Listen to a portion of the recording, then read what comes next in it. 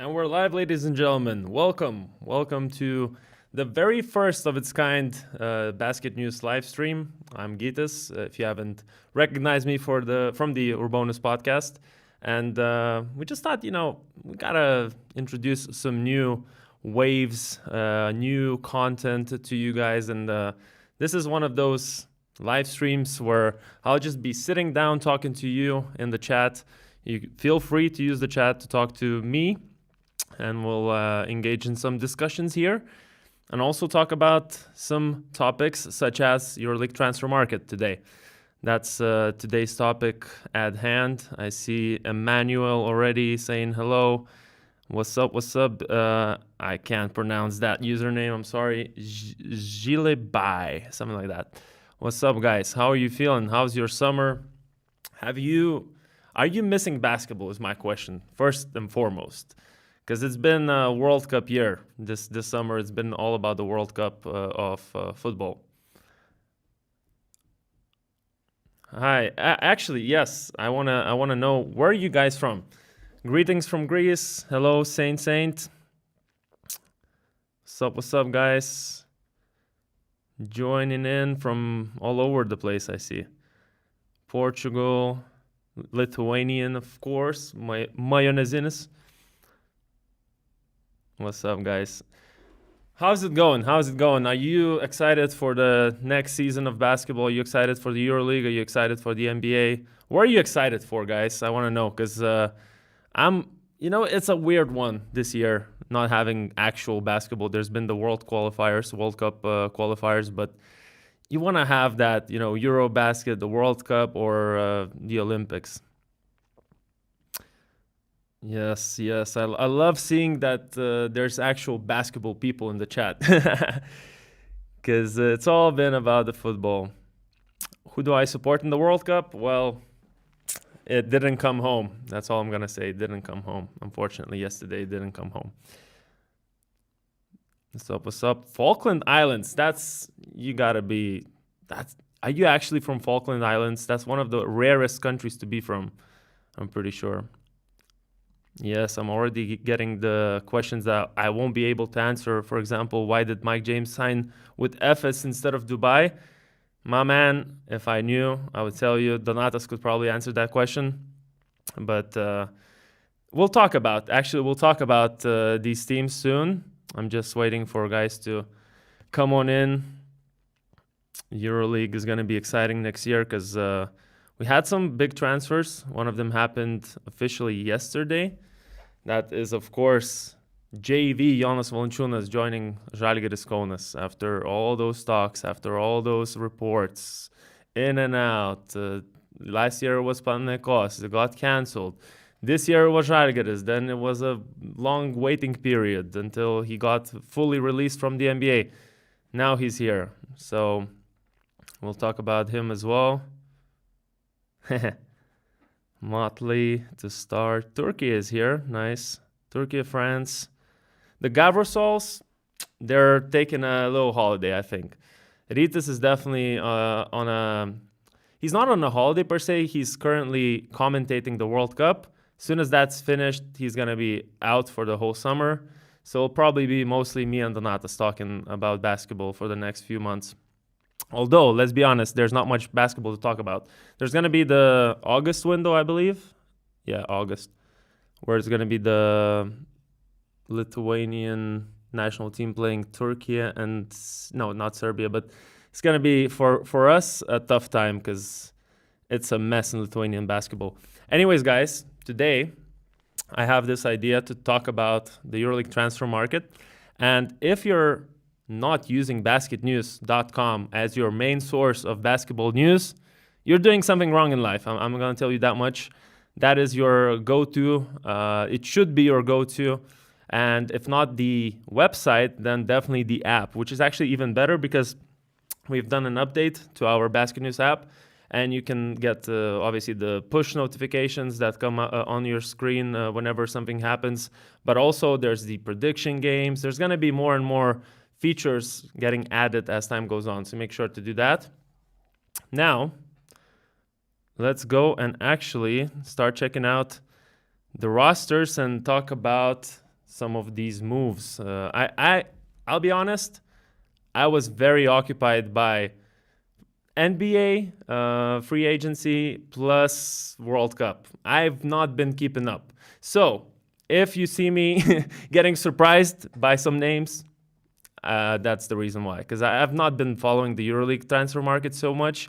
And it'll be sort of a walking through all these moves together. Maybe we'll discover some names together. Oh my God, we got a first donation. This is unbelievable. Thank you very much, Green Proud Production, whatever it is. Thank you very much. This is something I didn't even think about, what happens in the live streams. Okay, guys, let's get into our website. There we go. I hope you can still hear me fine and see everything well. This is a new setup, obviously, for us as well. So experimenting a little bit. BasketNews website, like I said, a must every day. There's some news. Actually, Jonas Valanciunas has been officially announced yesterday, I believe. Yeah, yesterday night. And he already had a little interview talking about his debut for Žalgiris. Kind of exciting from one side. We'll talk about it. And also I see there's a new center for Fener, but I think it's Marcus Bingham. So he's been talked about before. So there's nothing major today per se. We got an article about biggest NBA to EuroLeague transfers as well. But this is the main one. If you're using BasketNews, check out this top tab. There's the EuroLeague Transfer Market. And this is a news article that is being updated every day by our own, Donatas Urbanas. He's doing the work. That's why he's not here. Not necessarily, but he's always on the phone in the summer. And here you'll find the last 5 days of news headlines, essentially, and all the articles. And also, you'll see the rosters of every single team. So if this live stream is anything, it's me showing you how to use our website, I guess. Let's read the chat for a little bit. Does Rytis work for a conventional TV sports media in Lithuania? Yes, he actually, well, it's a group that has lots of channels, but he works with the sports specifically. And sometimes it's on the main channel, sometimes it's on the sports exclusive channel. You look like Mamu Kelashvili. Thank you, my friend. Actually, someone said, I made a video about Mamu, and someone said, you look like Mamu Kelashvili's younger brother. And guess what, guys? I'm older than Mamu Kelashvili, so he is my younger brother. I'm the older brother. Though, let's be honest, Mamu Kelashvili looks kind of old. Alrighty, let's get into it. Let's get into the first team to talk about. Olympiacos, do we have any fans of Olympiacos? Any Gavrosols over here in this chat? Let me know if you support the Reds, if you support the Piraeus team. Do we have any Gavros? Let's see. I'm waiting for you guys in the chat. What do I think about Portuguese basketball? Nemia Shqueta. Hopefully that's the name. That's all I think about it. Argentina or Spain? I think Argentina in the final in terms of who I'm going to support, because let's be honest, the story here is incredible. A guy comes in at 39 years old, who is the GOAT, by the way. Let me address, just so you know, Leo Messi is the GOAT. And he comes in and he, plays his best World Cup, perhaps, in terms of goals scored and assists. So there you go, some Gavros. There we go. Alrighty. I'm jumping from one topic to another. It's just so distracting, guys. I'm not used to live streaming, so I'm just looking at the live chat. I'm looking at, what I'm supposed to talk about. There isn't anything I'm supposed to talk about, by the way. This is a live stream that's going to be really casual. We're just going to go all over the place, really. Alrighty. Olympiacos Piraeus. Congratulations, guys. You have sort of kept everything that was important, and then I would say improve in the best way possible where you could have improved. And I'm talking about the guard lineup, of course. So just to recap what happened with Olympiacos, their departures include Keenan Evans, who didn't really play one game, right? Or 1 minute in the EuroLeague. Keenan Evans left after rehabilitation in Piraeus. He's done that now in Žalgiris, in Piraeus. Next stop actually might be lucky if Keenan Evans is healthy, because I think this guy is crazy talented. He's a true baller. And if he can just recover, I think someone's going to get a steal, depending on what his market value is. But I feel like there's no reason to say he won't be playing at a 70% of his prime Keenan Evans, shape. So I would gamble if I was a team like in the middle of the pack, or even like towards the bottom of the standings, in terms of the actual budget more than anything. I would gamble on Keenan Evans. We don't know Keenan's next team, by the way. It's not been announced. He's just been sort of let go. And let's see, news. Just been let go, that's it. So I'm assuming a EuroLeague team will take him. But let's talk about the rest of the departures. Shaq McKissick, someone who was supposed to retire last year, said, you know what, let me do it one more year. And then he finishes his career with a championship. What a story. I mean, this guy deservedly so got his title, I think, all these years in Olympiacos. All these highlights, all these crucial moments. He was crucial for this team, even in the Final Four this year. So Shaq McKissick's gone. Alec Peters, let me know in the chat if you agree, but I think this is your biggest loss this season. Losing Alec Peters is probably what's going to hurt the most. And I say that because I'm looking at the rest of the roster. So you got Tyson Ward, sort of a 3-4, although we have him as 3-1. I'm not sure who put this here. Donatas Urbanas. You naughty little fella. That's not the right position. I think you meant to put the F here. So Tyson, of course, Sasha, I'm just saying Sasha Vezenkov is in the starting lineup. Then I'm assuming Ward is behind him as a 4. Otherwise, I can't really tell you who could play the 4. It's not Papanikolaou, so it must be Tyson Ward. And if that's the case, then who are your 3s? And your 3s then become Papanikolaou, Fournier, if you're playing a bit smaller 3-guard lineup. And then, McKissick's gone as well. So another guy who's not there. Peters was really good here to back up Sasha Vezenkov. I guess, he's a bit too much of a luxury to have off the bench in the role that he was in. So, is McKissick playing? Let's see. Someone's saying that McKissick's going to play for Turk Telecom.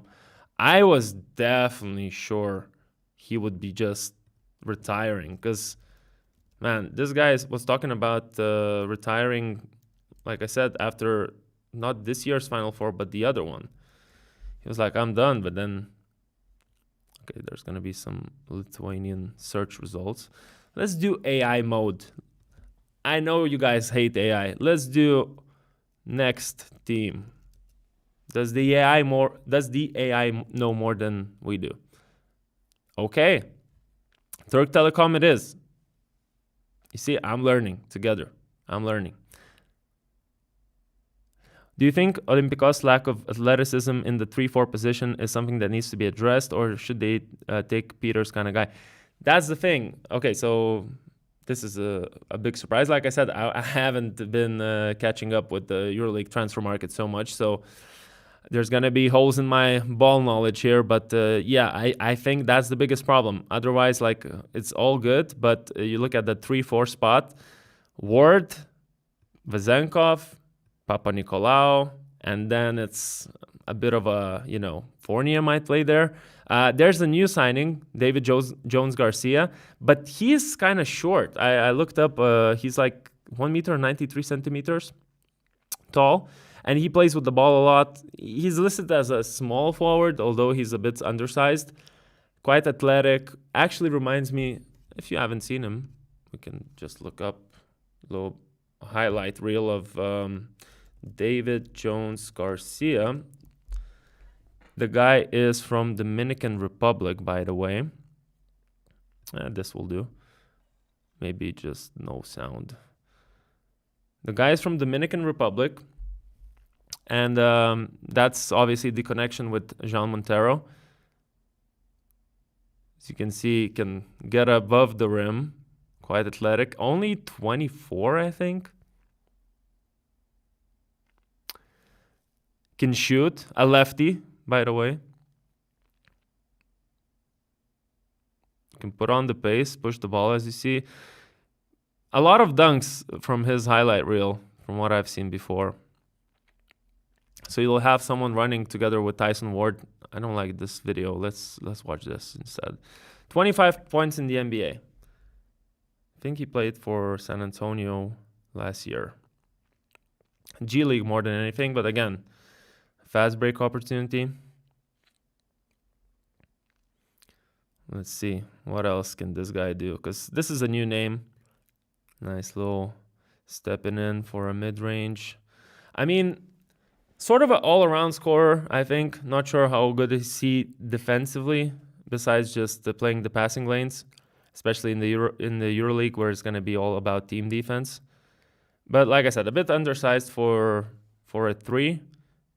Plays more like a guard, plays with the ball a lot. Actually reminds me, not sure if it's the visuals, but reminds me of Rondé Hollis-Jefferson, because he's also a lefty, also a similar haircut, plays with a similar style, I would say. Check Super Chat. Well, how do I do that? What's Super Chat? Guys, you need to educate me on all these live things, because I'm not experienced. Anyways, I think a good addition to experiment with. Probably not the most expensive player to get, although I saw some reports he was actually they sought him last year for $2 million or something. Okay, $3 million 2-year deal. Not the cheapest.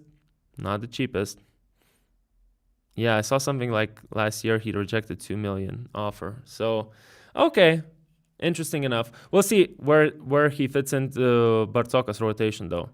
Is he going to be a big minute player or not? But anyways, moving on. This is taking longer than I anticipated. Mustafa Fall going to Panathinaikos. This one hurts the most in terms of emotionally, I guess, because you're letting go your longtime player to your main rival across the city.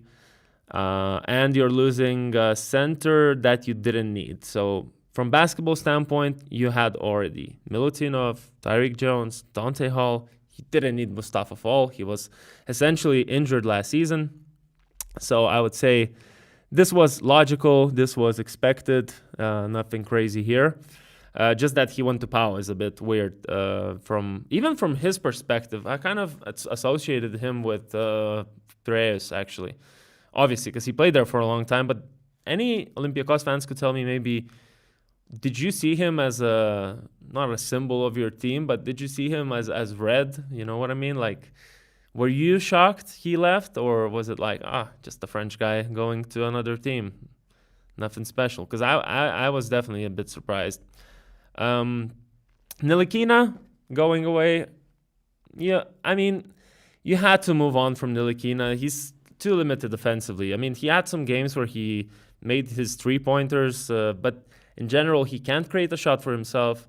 He's not a super playmaker. He's not gonna, make others better, I would say. He's just a good point of attack defender, and still, even then, it's not like a 100% lockdown rate or something like that. He's good. You can give him some defensive assignments and he'll probably make someone's life really difficult, but then you're suffering on the other end offensively. So Ntilikina, I think that's all good.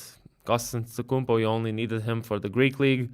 And finally, Monty Morris, also a bit of a disappointing year, I would say. After the guy joined, there was an injury not long after. he never really got going. Corey Joseph really took his spot after he joined, and I feel like it's a good decision by Olympiacos. And to replace them, guys, this is the more important part.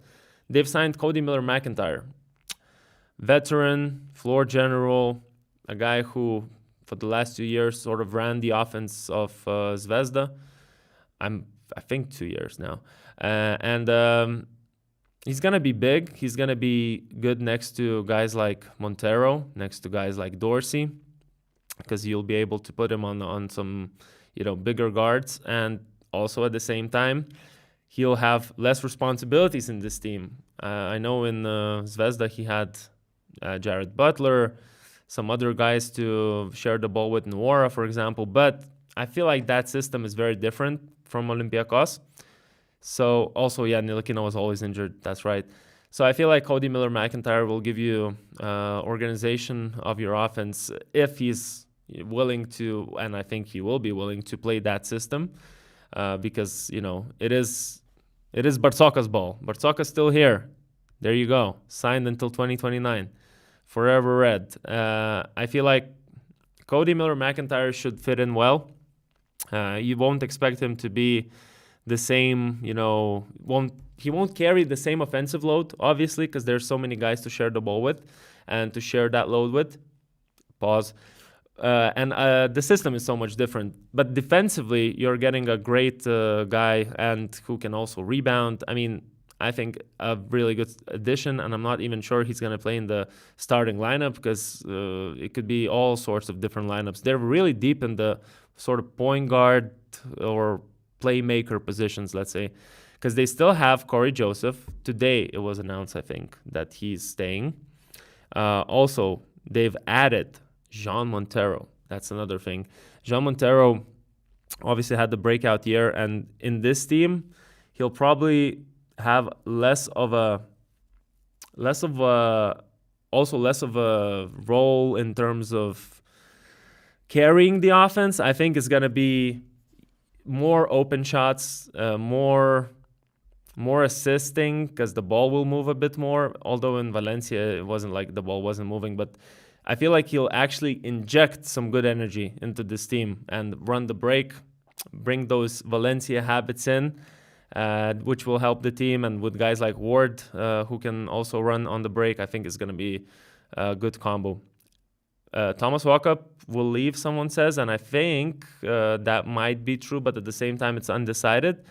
From what I read, let's actually check Thomas Walkup latest news. If I can find where the search bar is, actually. Let me just do this. Thomas Walkup. This is going to be long, sorry guys.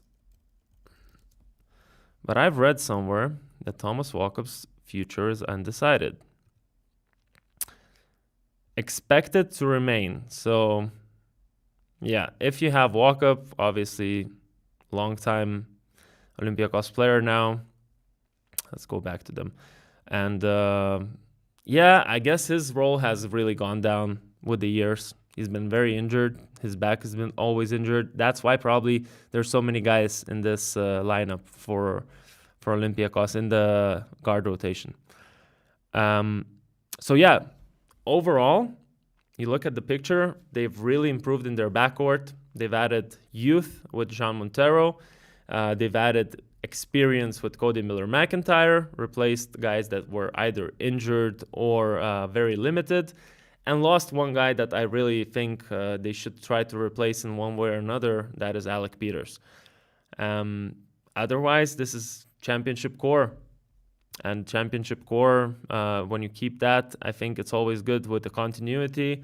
Same coach, same system, pretty much same players. So I think one of the favorites to win again, without a doubt. Giannis Larentzakis left. How could I ignore Larry Legend, the Cobra, whatever his nicknames are. But otherwise, I think Olympiacos looking really solid, looking to the next year.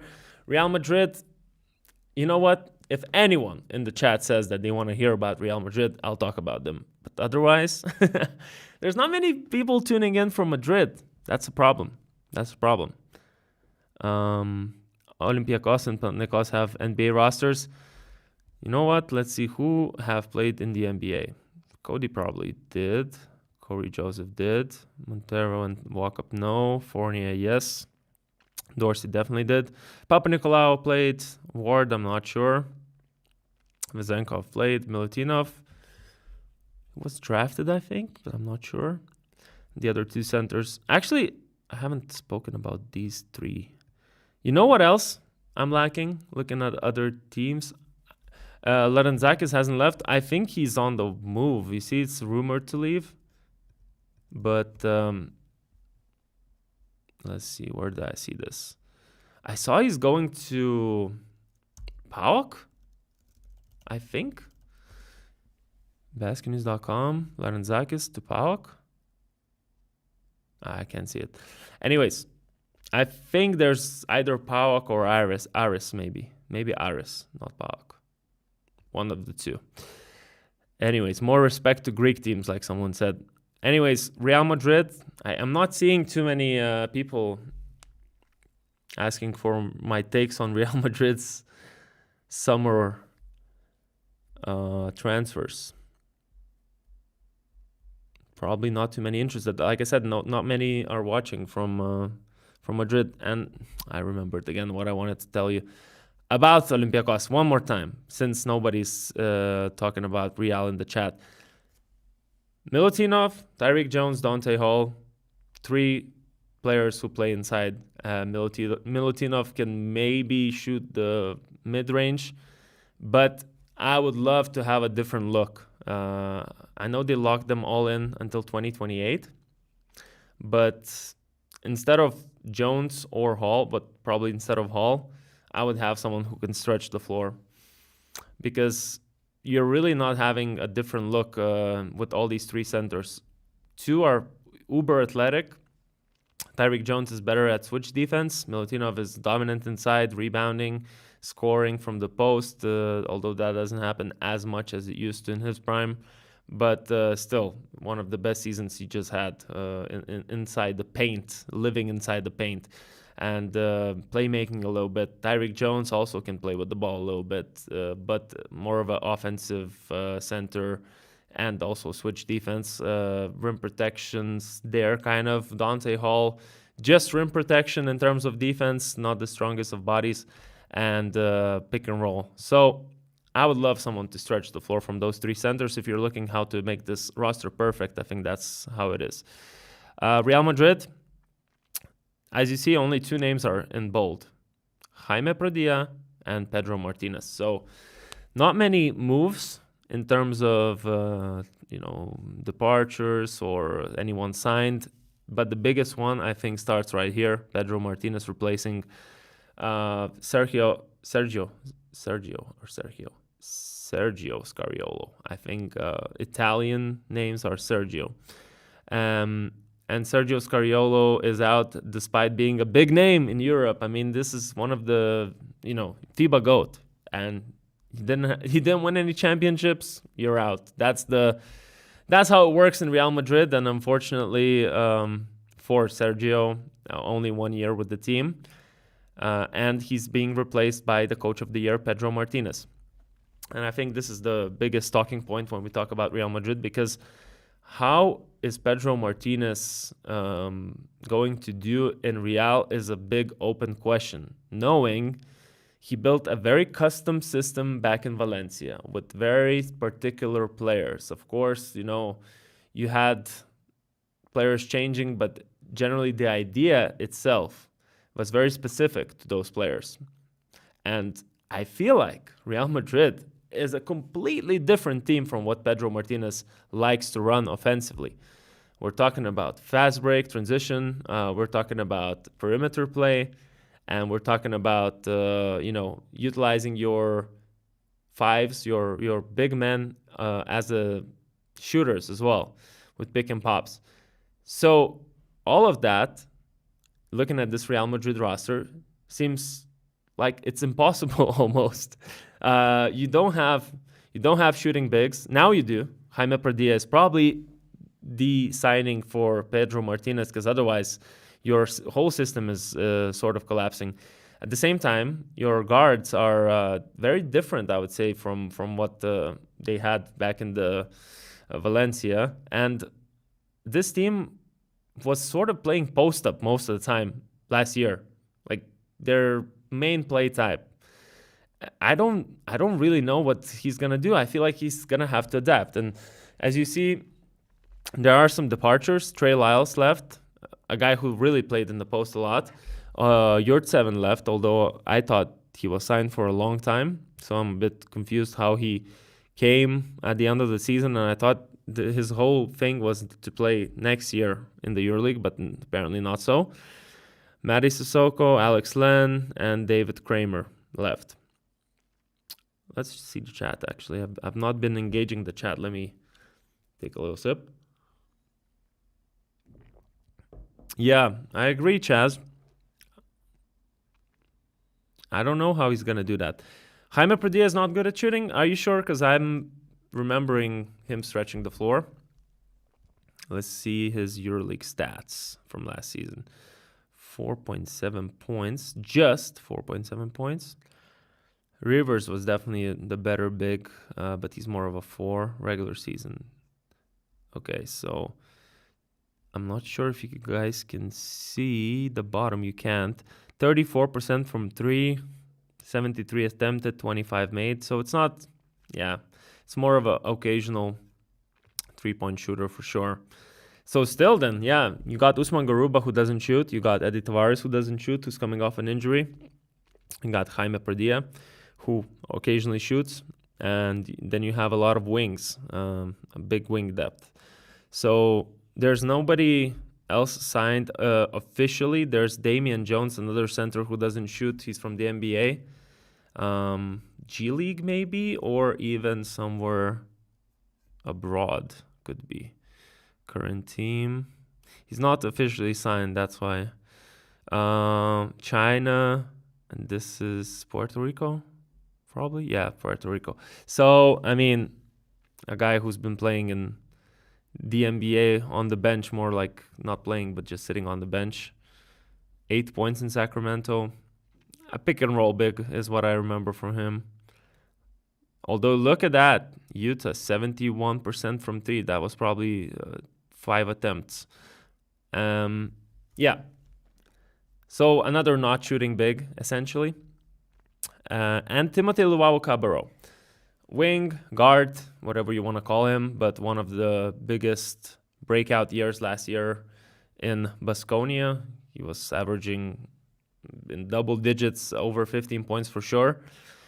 So he's going to give you the shooting. He's going to give you some versatile defense. He plays with the ball a little bit more. At this point of his career, he used to be a pure 3-and-D wing. Now he's a bit more universal, versatile offensively too. But I feel like this team's strength is, I don't really know what it is. That's what I don't like. Maledon, not excited about him. Last season we saw him having 9 points a game or so and a couple of assists. Feliz is a nice defender, but offensively, not too sure. Campasso getting older every year, his production is going down. So guard-wise, I'm just not convinced by this 3-guard lineup, because you're looking at who you're competing with. Like, look at this guard lineup and then go back and look at this one. An aging player who is not as consistent, although he at least shot really well last year. But otherwise, he's just not been too consistent. Feliz, I'm not sure. Theo Maledon, I just don't like his game too much, but that's my personal take. And then that's it. Like, Procida, athletic, but that's it. And then you got a lot of wings, which they always had, and you're adding another one in Cabarrot, although he can play the 2. So I'm just missing some perimeter talent. That's it. Real Madrid, unfortunately, I'm not going to be watching their games too much next season either. Okay. Oh, and actually, is Hazonia staying? That's a good question. He still has time to look at the offers from the NBA. And that's what I've read, that he is currently still open to those offers. He's not 100% in, not 100% out. He's just in that sort of more likely staying than not. But if there's a good NBA offer, and teams are now filling out their rosters, Hazonia, after that year where he was great again, is looking for his comeback. Were the rumors of Gytis Blazevicius joining Baskonia, or am I imagining it? I've not seen it. Kick Baskonia out. Yeah, shooting, I would say, and just more, let's say, perimeter creation. You got Campasso, but like I said, he's been only going down in terms of his shape and what he can produce. I feel like you need guys who can drive, kick, and be dangerous from all three levels, score from anywhere, 3-pointers, mid-range, getting to the basket, and so on. Next up, the heist has been completed. Valencia has been completely robbed of their players. Guys, look at this. Look at how many guys left. Montero, I'm not going to say Lopez Aristeguy, Pedro Martinez, the coach, Braxton Key, Darius Thompson, I don't know this player, Jaime Perdilla, Sergio De La Rea has been drafted. Congrats. I hope he actually is one of those steals type of picks, because I really like his game. I think he has super confidence. He has the talent. He has the length. I mean, at the size that he's handling the ball, and he's also a good defender. I mean, there's a lot of good things to say about Sergio De La Rea. Best of luck to him in the Mavericks, I believe. But yeah, this is unfortunate to see. Matt Costello, Branco Badio. I mean, you got Montero, De La Rea, Badio, Thompson. All the guards that were running the show. And, okay, Omari Moore in some games was also having a role. But, guys, this is going to be a completely different team. Although the coaching should stay the same, because this is Xavi Albert is actually an assistant of Pedro Martinez, so there shouldn't be much of a difference in terms of how they play, I would assume. You're also adding TJ Shorts, who is known for those Paris years, running and gunning, the 7-second offense or so. And I feel like this is going to be a TJ Shorts team for sure, a redemption year for the guy as well. I mean, after this season on the bench, I'm pretty sure TJ Shorts is looking to prove, not to himself, but more to others, that he's still great, and especially maybe to that coach who actually put him on the bench and didn't believe, or didn't put him in the right system and the right positions to succeed, I would say. And maybe you can say, oh, you're just taking away the sort of responsibility from the player, but you saw TJ Shorts thrive in Paris, and there was defensive rotations and systems around to make sure he's not being targeted too much, and whenever he was, there were helps coming, and the whole cohesive system really helped TJ Shorts. And I feel like this coach, Xavi Albert, hopefully can do the same with TJ Shorts, build a team around him. There's going to be lack of chemistry in this team. You still have, already 5 new players, and you're going to add more because seems like a short roster at this moment. Valencia needs Hiffy. I think you're right, man. TJ Shorts and Hiffy reunion in Valencia, better weather, and why not? But unfortunately, there's no Hiffy, and there's Gonzalo Corbelan is a young player from ACB, I think. Mario Saint-Superi as well. He played in the EuroBasket, I remember, a year back. Mario Saint-Superi for the Spanish national team, but still a young guy. Both of them are young, and then there's not really anyone else besides Omari Moore in the guard lineup, so they'll be looking to sign more. There's nobody on the incoming line so far, so we'll see what happens there. Cameron Taylor is a good guy to keep. I feel like he proved that he can be the offensive leader in some of these games last year. He doesn't play with the ball so much, but he's a great shooter. At least last year, was shooting well. He's also good defensively. Can guard probably 1 through 3. So that's good. And then you got Ossetkovsky sort of coming in to replace Pradilla, I guess. And you're missing Costello, so very, very slim rotation here with Neil Sacco and Janko Basima. I feel like they really need to add someone as their starting center. How do I see Aris? Well, Aris, isn't this the big old new project with Spanoulis? Am I right? This is the old roster. Let's see the news. It's the Spanoulis project. Yeah. Yeah, I mean, it'll be interesting. They want to be in the EuroLeague. Aris and Pauk, I think, or did Aris? No, wait. Is Pauk the one who wants to be in the EuroLeague, or is it Aris, or both of them? Probably. Let me know, guys. You know better. These Greek teams that don't play in the EuroLeague, I'm really not following. Let's see what's going on here. Both. Okay, so yeah, because I remember Trinchieri went to PAOK. Anyways, going back, center for sure. But, I mean, Valencia had their year. They've done it. They did it with the roster they had, with players who now got millions. They were paid hundreds of thousands before. Now they're way too expensive. And that's the destiny of smaller teams, unfortunately. Next up, oh my, Fenerbahce. If you've not been keeping up, you might be a little shocked. Look at this, guys. Almost everyone is in bold, meaning everyone's been signed recently or in this offseason. Some of them are extensions, some of them are new signings, and there's a lot to talk about here. First of all, half of the team left.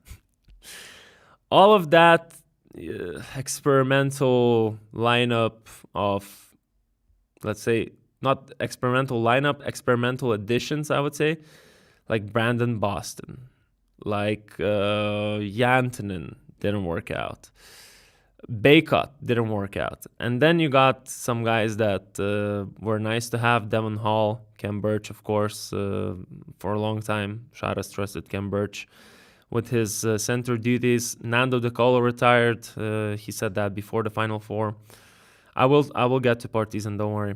I might do that next because I'm not sure what's the next team. But anyways, Bango, the center, I think, who left as well.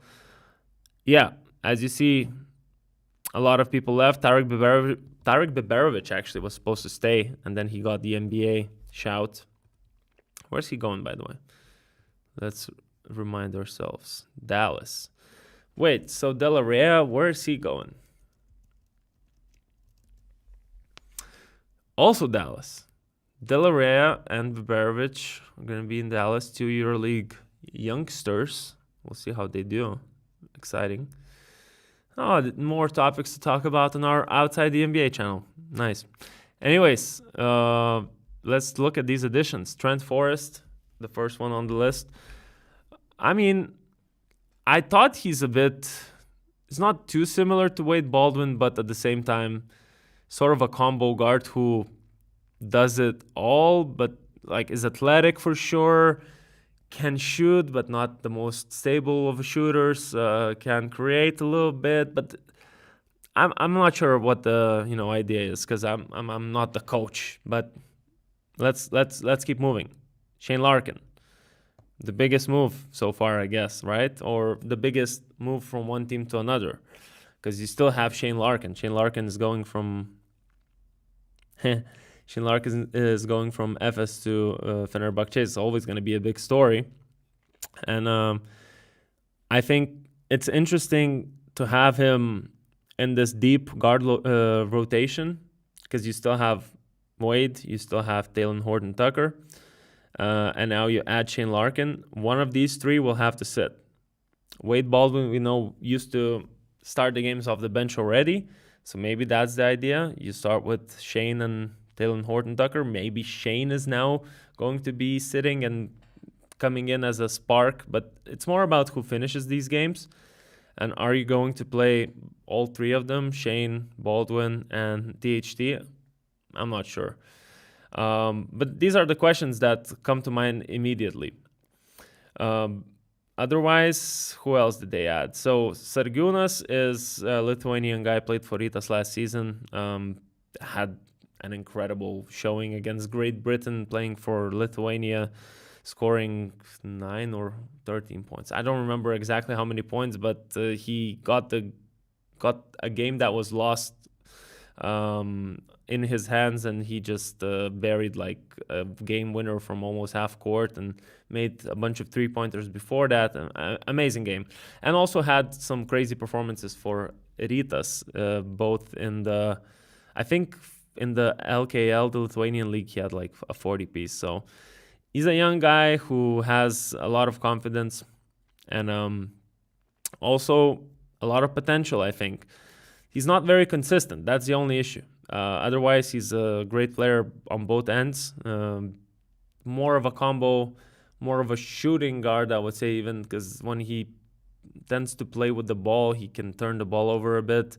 You shouldn't trust him with as a main playmaker for sure. So I'm just giving you some context if you've not heard of Ignas Sargiūnas and you're a Fener fan. They kept Talen Horton-Tucker, very important. I felt like he could go back to the NBA after the season he had, but he's staying. So rookie of the year in my eyes. Next up, they added Braxton Key. They added Siobhan Shields. Two guys to the same position, sort of. Shields can play the 4 as well. And then they kept these two, added Marcus Bingham and Sertaç Şanlı back. Sertaç Şanlı to the Turkish league rotations. Bingham is a shooting big, sort of a stretch 5. He also sometimes even plays with the ball, from what I've seen. Chris Silva, more of a pick and roll big, didn't really have the best integration to the team last year. Also injuries didn't help, but he only came in midway through the season, so you could expect a better season from him. And I feel like they're still going to play Nicolo Melli as their main center. And Silva off the bench, Bingham off the bench. That should be the case. And talking about these wings, Siobhan Shields plays with the ball. Talen Horton-Tucker plays with the ball. Shane Larkin plays with the ball. Trent Forrest, if he's in, plays with the ball. Wade Baldwin plays with the ball. It's going to be interesting. It's going to be interesting how they share that ball. At the same time, their offense was struggling last year, so having more ball handlers, never a bad thing. Braxton Key, great defensively. I mean, you have a guy to assign to any, high caliber EuroLeague guard and make their life really difficult. So Braxton Key, I love that signing, although I was surprised that he's going there considering their depth, let's say. But at the same time, these EuroLeague teams these days, they're all very deep. You're not having these bench warmers that play the 11th or 12th spot in the rotation anymore. You have all 12 guys who can have a role. Otherwise, you're competing against other teams that do have 12 players who can compete every night. So, and also it's a longer season anyways. Not sure if we have anything else to talk about in terms of Fener. Let's see some of your comments. Will Clyburn is coming to replace Biberovic. Oh, yes, guys. That's another thing. Another wing. Another player on the wing. Will Clyburn is actually Also a ball handler. So I forgot because he's at the bottom here, incoming deals. And I didn't actually talk about him, but yeah, there's been reports he's coming. And yeah, who are you gonna start? Are you starting Melly with Clyburn and then probably not Shields? Then you're probably playing either... Oh, it's an interesting one. You can play the Taylor Horton Tucker. You can play Baldwin and Larkin. Interesting options for them with Will Clyburn coming in. Of course, a veteran now, but a guy who can create a shot for himself. Last year, he showed that he's still him. He's still him. He's still one of the best. And he had a crazy stretch when he wasn't injured for Barca. So I'm pretty sure everyone's excited there for his arrival. Let's see, what else are you guys saying? I'm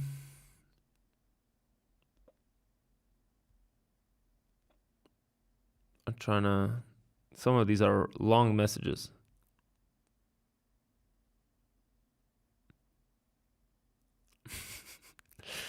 Emmanuel, I like your banter about wings and bigs.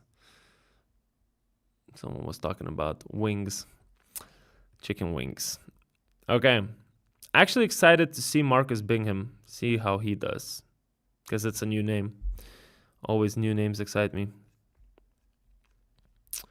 Next up is Žalgiris, but I saw someone said, what about Partizan? Where are they? This is based on the final positions of the teams. Let's talk about Partizan, because otherwise it'll take a while until we get to them. Partizan kept Carlik Jones, didn't really need to do anything. The contract was there already. Lakic-Nakic duo still there. That's crucial to have good team chemistry. You know that you need two Akiches in the team. Obviously, Jabari Parker on the question mark. Especially, isn't he... I thought he literally left already, but let's see what the Googles are saying.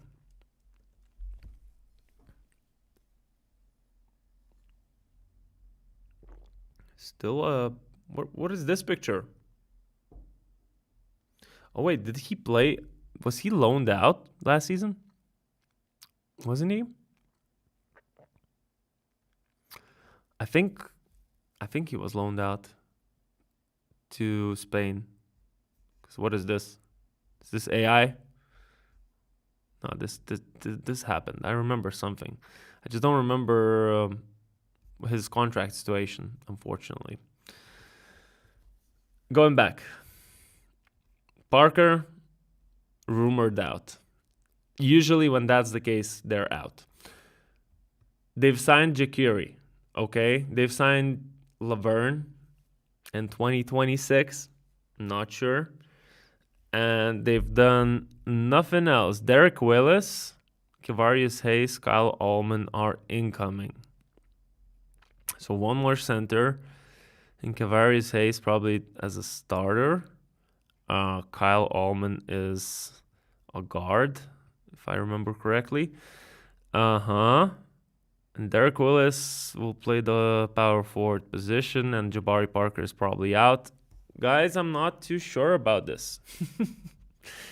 If you're looking for a redemption season, I'm not too sure about this. Last year, I feel like you almost had the better team. And last year, you were, what, 18th? 16th? Wait, which position? Oh, no, wait, they had the big run at the end. So how many teams are there in front? 1, 2, 3, 4, 5 in front of them. So they finished 15th, right? 16, 17, 18, 19. Yeah. So they finished 15th. But anyways, with that roster, last year you finished 15th. So far, this is not looking like you're going to go much above this. You lost Bonga to Pau. You lost Dwayne Washington, although I know some of you would argue that's a good thing, even though he was your top scorer for a while. Sterling Brown went to Žalgiris, but I feel like at the same time, you had to sort of break this up, this previous roster, because it didn't feel like the chemistry was there anymore. Obviously, all the Shelko stuff, falling out, Tyreek Jones, conflicts. I just feel like you had to open the window in the room, let the farts out. So maybe that's what's happening. And I didn't just call these players farts, by the way. This is an expression that you need to, get some fresh air in. So I feel like lots of space, lots of potential to improve this roster. This is my take. Unfortunately, the market is getting dry. So not sure what you're gonna do, guys. Do you think that Wendell Moore Jr. is coming to replace him? It's the first time I'm hearing this name. I'm sorry. From Detroit. Okay, that's the reason I haven't heard about him. He played for Hornets and Pistons, and played is, let's say, played is not the word. He played for 29 games at most, 1.5 points. Even if he is coming, it's a gamble anytime a G League player comes. Okay, let's move on. Let's not get stuck on things that I cannot really talk about because I've not heard these names. But they're committing with Joan Peñarroya. That's interesting. Because we all thought this is going to be a replacement for short term. Apparently not. Apparently they were happy with that winning streak. Carlik Jones' team, essentially. See if they can build anyone around him, because right now, Kyle Ullman, coming off Euro Cup, right? Hasn't really played in the EuroLeague ever. And he's not official yet, by the way. So we'll see, but not promising. Let's go back to Žalgiris. I know what to say about them. This is a team I can talk about the most. What about Alen Smilagic? Is he rumored as well? Is he coming? But even if he is, what is his ceiling these days? I mean, Alen Smilagic. I had enough of Alen Smilagic in Žalgiris. I'll be honest.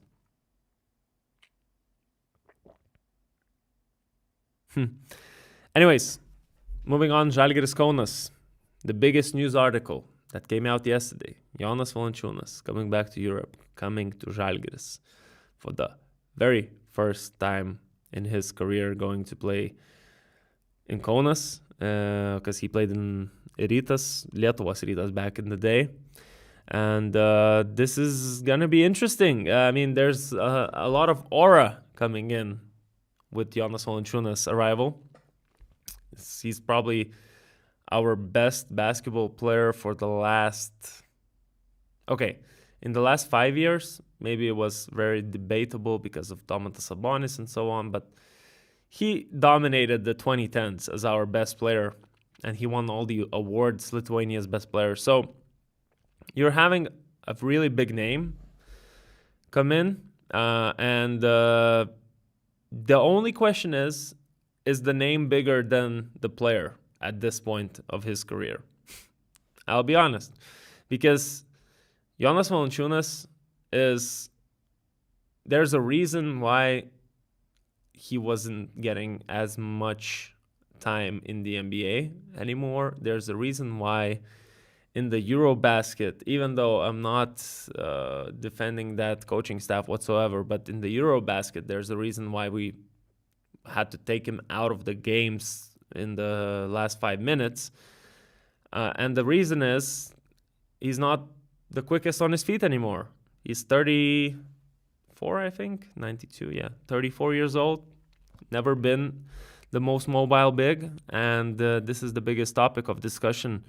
Will he be not too much of a target defensively for other teams? Because you can definitely play pick and roll against Jonas Valanciunas and expect him to drop. And if he drops, then you know what happens. You either take the shot and sort of the defender that's getting screen, it's on him to get out of the screen, or you're playing the pick and roll and just getting inside a little bit and shooting the mid-range or a floater or whatever. Valanciunas is not going to step out much. He's not going to be switching. So it's going to be interesting how Žalgiris coaching staff will work around Valanciunas' weaknesses there, because there's definitely that's the biggest question defensively. Offensively, though, Valanciunas is still super dominant when he gets the ball on the block in the post, because he's like a bear, or I don't know, a grizzly or whatever. Like, he's that big, that strong.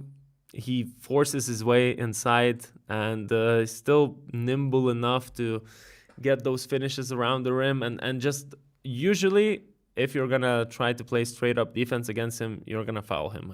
I think, and he's a good shooter from the free throw line. So he's gonna be a problem. There's gonna be definitely some post plays specifically for him. Otherwise, don't have him on the court.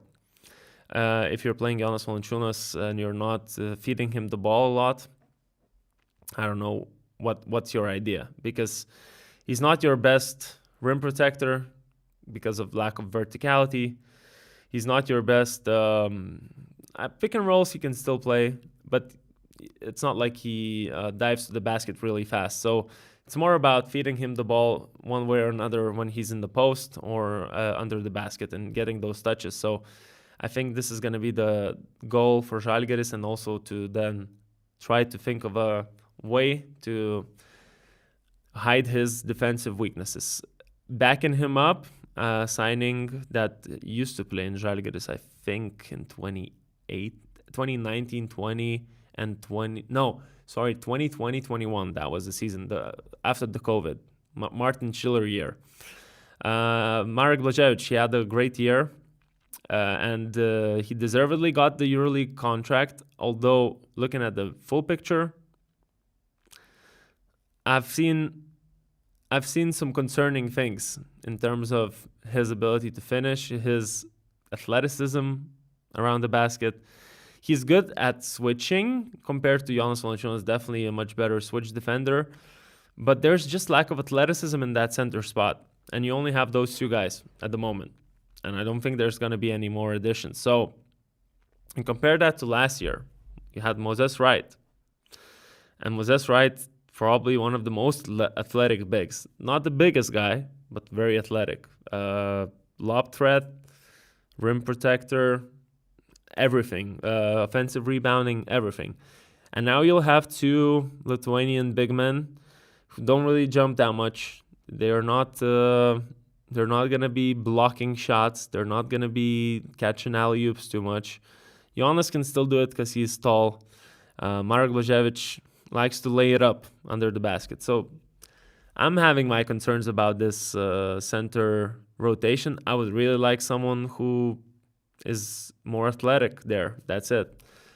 And Jonas Valanciunas, I feel like, can stretch the floor if that's being emphasized. If that's going to be a thing, he can stand 5-out offense on the three-point line, get his big guy out of the paint. So those are mainly my thoughts. Otherwise, obviously, Sylvain Francisco left the team, so this is the biggest loss for Žalgiris and inevitable at the same time.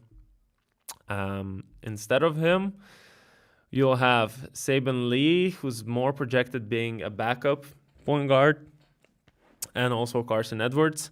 Sort of, you got two guys to fill in the shoes of one guy. Saban Lee drives to the rim a lot, plays with the ball, explosive athlete, quite fast, has some handles, doesn't shoot very well. Carson Edwards, also shifty, fast, undersized guard, not that dangerous driving the ball as Saban Lee is, but also much better shooter, a volume shooter. So combine those two, you got yourself Sylvain Francisco. And I guess the idea for Žalgiris this year is going to be putting Nigel Williams-Goss as your main playmaker, as your point guard, and then next to him you'll have Carson Edwards as a shooting guard, more than anything. More like Vasa Micic, Shane Larkin situation, where you had Micic playing with the ball, Larkin with the ball, but also off the ball. Both of them actually share the ball, but you share those responsibilities. One is better shooter, better ISO scorer. The other is better organizer of the offense. So I feel like Nigel Williams-Goss will be playmaker mostly, and then Carson Edwards will be the scorer. And then off the bench, you'll put Saban Leon with either Maudala, Marius Grigonis, one of those two guys. And you can even play, different lineups. Like later on in the game, you can have, Nigel with Maudala like you did this season. Let's see what's happening in the chat. Sirvidis and Giedraitis staying. There's no news that they're not. So we'll see. At the moment, it's seems like they are staying, like someone just said. Sterling Brown, another scorer. In Partizan, he was doing that very well. 3-level scorer, can shoot the spot up 3-pointer. He can create his own shot from mid-range, and I feel like I've seen him play in the post even from the midi. But that's a guy who will probably score mostly from the outside. He doesn't really like to drive that much to the rim, to the bucket. He's not creating spaces with his drives for others. And Grigonis is going to be interesting to see him actually playing, I would assume, because, these last few years, injuries really took away some of the better years of Marius Grigonis. Maybe they are behind already, we'll see. But used to be the leader of this team, coming back now with a completely different expectation, I would say. Someone who will come off the bench and be a spark plug for this team offensively. Defensively, Marius Grigonis' sort of limitations, not the best defender. Lateral quickness is not there anymore, and he never was a great defender. And with years, with injuries, he's only gotten a little bit slower. So it'll be tough for him defensively. Otherwise, they kept everyone else, except for Ignas Brazdeikis, who left and is joining Unicaja Malaga. Laurynas Birutis, who left, and Mantas Rupštavicius, who left to NCAA. Moses Wright also left, by the way. I think to Milano. Love from UK. Thank you, Alfie B. I see your comments quite a lot, actually. Have I done Red Star? Not yet. We'll get to Red Star soon. I'll actually skip some of these teams because, like, Hapoel Tel Aviv. What have they done? They've added Satoransky, Kadeen Carrington from Eurocup, I think.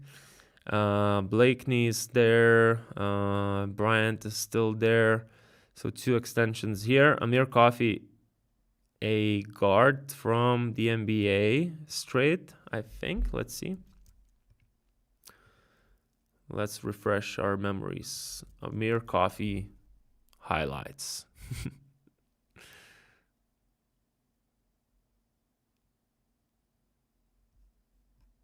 Wait, let's start this from the beginning because I've watched this before, but I forgot. Okay, a lefty. But I think it's one of these you don't know what you're really going to get type of guys. Okay, kind of crafty finish. Anyways. Amir Coffey, Wainwright stays. Lee Day, nice addition. Tide Odias also, I think, is an extension. And Oturu stays too. So, mainly Satoransky stands out. A veteran point guard. Maybe they really needed this. Hapoel Tel Aviv really missed some point guard, pass first type of point guard who can also defend. And especially with Vasilija Micic struggling. at least last season. Maybe he'll come back better than ever. But last season there were games where they struggled with Mitsic's playmaking. So maybe Tomasz Satoranski is the guy to have off the bench, stabilize your offense, because you already have a lot of guys who will be able to score in Elijah Bryant and Blakeney and Mitsic himself. But then you put someone in like Tomasz Satoranski, I think, to sort of ground everyone down a little bit, calm everyone down. And also, Zach Lidey is a really good addition to this team because they missed some presence inside. I feel like Ishmael Wainwright, a nice shooting stretch four, but he felt like a wing player, like a three playing as a four. With Zach Lidey, you'll have more inside play. He can also stretch the floor. He can get your rebounds. Oturu obviously had a great season, so they're sticking with him. And I think an improvement over Jonathan Motley, who is leaving to Zvezda. So I'd say they improved, although they didn't do much, but they still improved. Chris Jones replaced by Kadeen Carrington. Yeah, that's pretty much it. Not much else to add. I'm not sure if you're really interested about teams that probably don't have the fan bases watching from there. At least I haven't seen many comments about Hapoel. Here we go. The Los Angeles Lakers of of the EuroLeague. No, in terms of attention given to a singular team, you could say that's the case. Panathinaikos. They really generate those numbers, those views. Anytime we talk about them, 30,000 straight away. Haters and lovers together. But yeah, Panathinaikos already talked about their moves with Donatas, but just a reminder, a little bit of a change in the coaching department here. Željko Obradović is back. I saw today he had like an interview or something. We can give it a little listen, but just a little. Because if it's gonna be boring, I'll turn it off. As in, like, if it's an interview, and we'll have to listen to journalist questions and so on. Let's see what Željko has to say.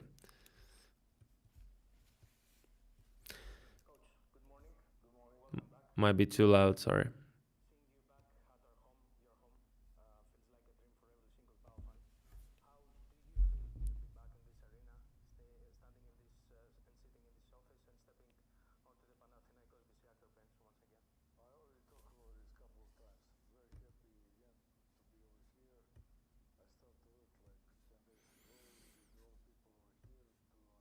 Can you guys hear anything? No? I thought so. Okay, let me do something. One moment. Now you should be able to. Coach, good morning. Good morning. Welcome back. Thank you. Seeing you back at our home, your home, feels like a dream for every single Pau fan. How do you feel to be back in this arena, standing in this and sitting in this office and stepping onto the Panathinaikos BC actor bench once again? I already talked about this a couple of times. Very happy again to be over here. I started to work like 10 days ago with all people over here to understand, some changes that it was after that I leave this club, and very happy over here. And every day I'm over here in office together with another guys to try to fix. Today he's very happy, but soon you'll see. You'll see his true Željko come out in these games, man. And I'm excited for it. I mean, I missed Željko in the EuroLeague. I love his energy and his speeches during the timeouts and so on. Just a legend,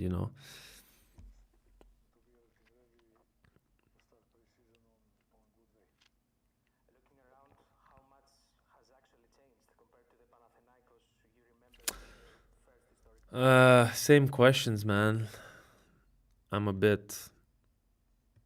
Did he say anything interesting? We're not gonna know from here.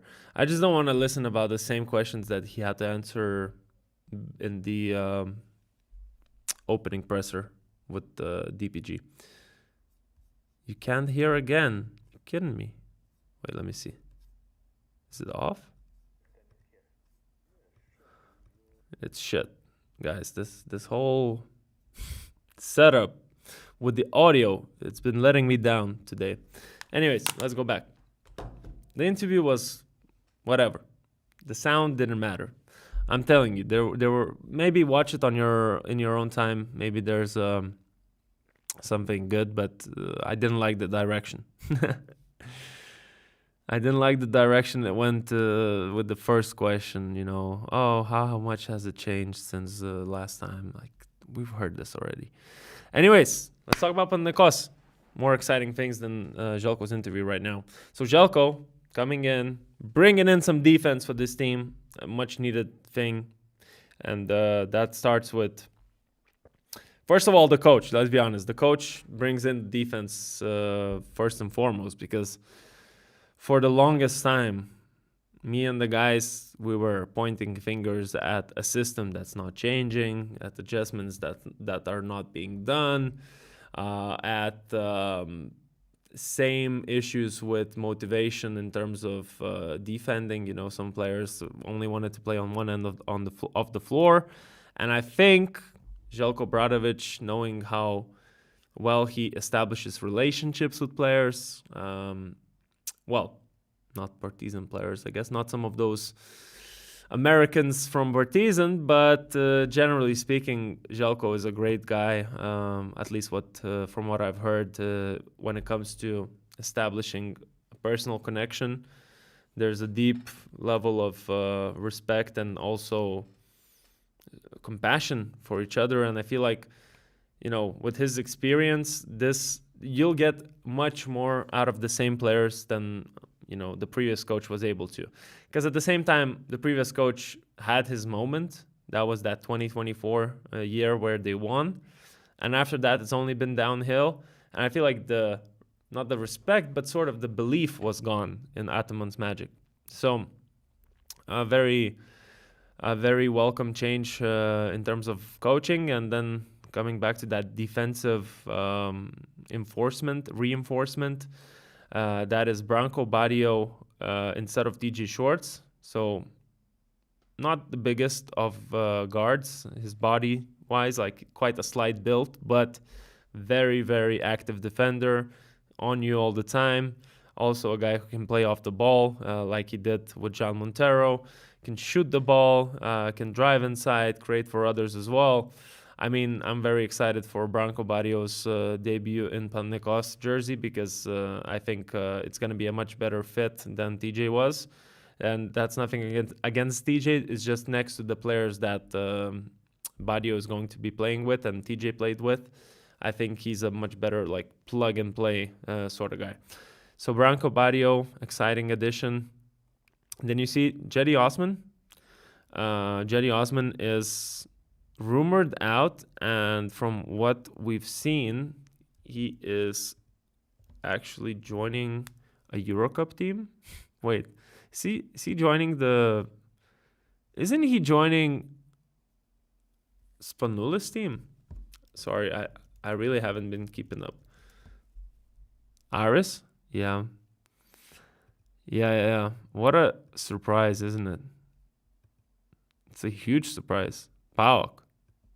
Not Aris. Toliopoulos to Aris, sorry. Yeah, you're right. PAOK, Thessaloniki. That big project with Trinchieri. Who else? Nicolatis is there. Marcus Foster, Kyle Alexander, Trevon Hudgens. Not sure who that is. Yeah, you're right. Osman is out, and funnily enough, we had an episode with Donatas, and we were talking about PAO's roster and saying, so Osman is probably definitely out after they signed Gershon Yabusele. And then we had to cut out a big part of the podcast because Donatas then calls me and says, wait, actually Osman is not out. I just heard they're keeping him. And we cut it out, we publish it, and then there was still a sentence about it. Like I said something like, okay, so now with Osman out, they're better defensively, whatever. And someone said, like, what is all this talk about Osman being out? And a few days later, surprise, surprise, Gytis Osman is out. So Donatas knew more than whoever, told him that he's not out. He knew before. He said, like, I'm pretty sure he's out. And then, oh no, he's not out. He is out. And instead of Osman, in that same position, you get Isaac Bonga. A 3-and-D, completely different type of player from Gytis Osman. Gytis Osman plays with the ball a lot. Isaac Bonga sort of stands there, waits for his moment, makes his 3-pointers. That's his role as a basketball player. And at the same time, great energy defensively, point of attack stopper. You'll have now three actually defenders that you're not looking forward to play against. Jerian Grant, Isaac Bonga, and I would say Branko Badio is also not fun to play against. So it'll be interesting with this defensive mindset construction of the roster. Juancho staying, that was also sort of in the air, the question of whether he's staying, and he is. So you got him, you got Yabusele also joining in at the power forward here, but at the same time could play the 5 easily. And I saw guys in the comments also saying that, oh no, he's gonna play the 5 for sure. That's what he played like last year in the NBA. And I know like he did that in the NBA, but I'm not sure. Are you putting Matthias Lazort on the bench then? What is happening? What is your idea then? Because I'm not seeing Matthias Lazort on the bench yet. I think he now having a full recovery, now having like actual being ready for the next season with the preparation, I think he'll be a starting center. I'll be surprised if he's not, and if he's not, then you put Yabusele in, and then you can play Nigel Hayes-Davis at the 4, I guess, and then Bonga at the 3. But I would see this team as Matthias Lazort, Yabusele, Nigel Hayes-Davis at the 3, and then you put Kendrick Nunn and Jerian Grant or something. Matthias and Yabu will share the center position. Well, you also have Mustafa Fall, who has recovered from his injury and is a different type of center. I guess Yabusele will play the 5, but I don't expect him to be the main guy, though. I would say that I would push Nigel Hayes-Davis to the 3 spot more than I would try to rely on Yabusele as a 5. Compasso and Pau, I'm not sure about that. So you guys are saying point guards are a hole? I wouldn't say so. Look at all these playmakers. Look at all these chickens. That's a meme. No, you got Jerian Grant, you got Slukas, you got Nunn, and you got Badio. Who else do you need? Toliopoulos off the bench if he's not going, like someone said. I don't know if you need another playmaker here, and I'm not sure they're making any more moves. Well, very exciting anyways. A dominant point guard. Well, isn't that... I guess you don't consider Kendrick Nunn a point guard, which, yeah, I know that you guys don't. You're saying he's a shooting guard, but he plays with the ball the whole time. And he makes, but it's going to change, by the way. Let's not forget, this was Ataman ball. Give the ball to Mr. Nunn and make him create his own shots. Toliopoulos and Aris almost official. Okay. Well then, yeah, I agree. I'm not sure you want to have like, I don't know, someone who's going to be in the starting lineup though. Because you're saying a big move. Grant's going to want to play.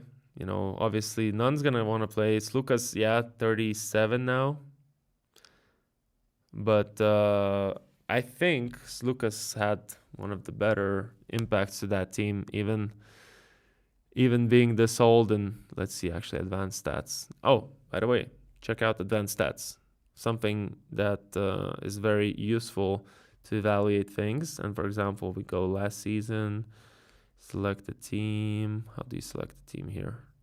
Don't want to do Žalgiris. Oh, choose. Okay. There, because I'm used to the web version and I've now made it into a mobile version here. Okay. Player stats, on and off. On and off is good. Offensive rating.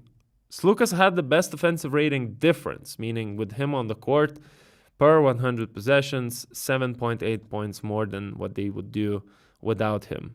And the same with the net rating, probably. Yeah, 9.2. So wait, his defensive rating is also good. So, yeah.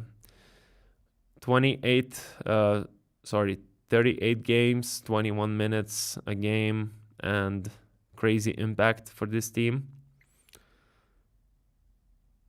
Let's see who had the worst. TJ Shorts, unfortunately. He wasn't allowed to do mistakes, really. That was the thing. Like, if he has a single turnover, a single missed shot off the court, how can you get a rhythm like that? I mean, it was a bit sad for TJ Shorts. Oh, maybe it's good you guys got rid of Kenneth Farid. -11 in defensive rating. By far the worst. Anyways, Slukas, maybe he's a man made of steel. Still will play big minutes, but he might as well keep getting injured, with the years, like 37 next January coming up. So you can't rely on a 37-year-old. You can expect him to have solid 15 and hope he can do more. But maybe I agree. Your goals are titles rather. In EuroLeague, it's titles.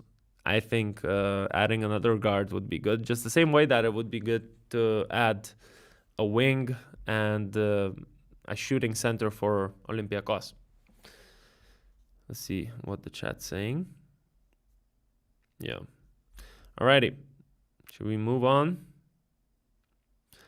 By the way, guys, how are you greeting Besiktas to EuroLeague?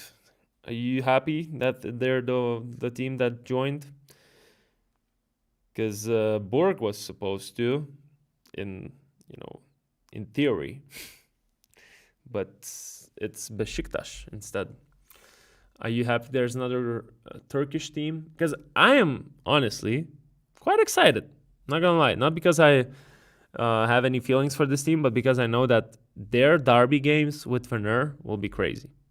And I've been there already in the Turkish league with the Natas.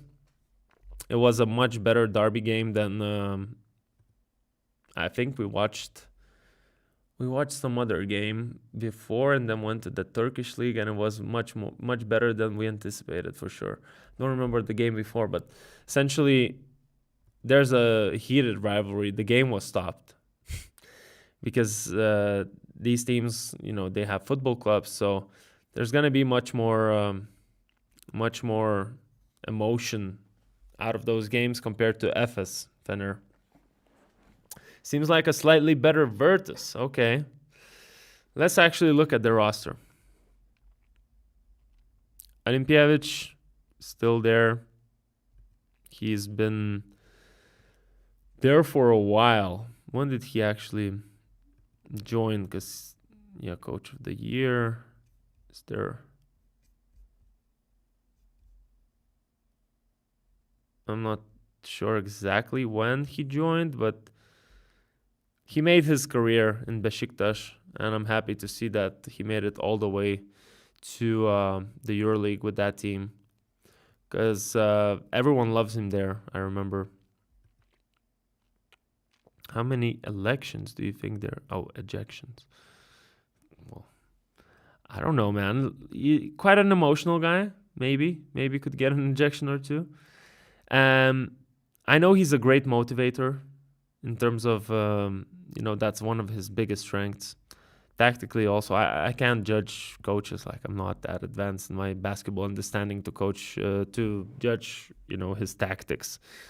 But looking at the roster, they signed Scotty Wilbekin, added a player from the EuroLeague, but one that didn't play last season whatsoever because of the injury.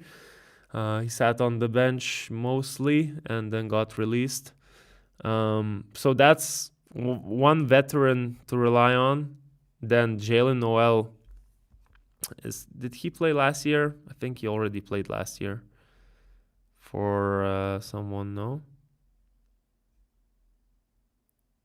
No, he finished playing Puerto Rico and China. Another Noel. There's another Noel then in the EuroLeague. But wild card here. I mean, maybe I'm being ignorant. A lot of these are just G League guys, so I'm not aware of them. That's the problem. Furkan Korkmaz wasn't very convincing in Monaco. Left very early, and then disappeared. But he disappeared into where? Besiktas? Where did he go after? No, they added him this offseason. He went somewhere. Where do you find his stats? Tofaş, Başakşehir, maybe, yeah. Anyways, this roster is whatever. Like, they kept a couple of guys: Zizic, Dotson, Connor Morgan. It could be one of the bottom 5 teams for sure. I really need to do more research on who are these new additions, but whenever it's a new team with a smaller budget, I'd say that it's most likely 15th to 20th team in the EuroLeague next season. And they are not interested in anyone. There's no incoming targets, incoming deals, so we can move on. Let's not get stuck. Barca, another disappointing summer. Justin Robinson, a nice addition from Paris. I love this guy, who sort of became the leader of that team next to Hiffy. Hiffy was the leader in terms of the points scored and, let's say, statistically, but I really loved Justin Robinson's leadership in terms of crucial moments, big shots.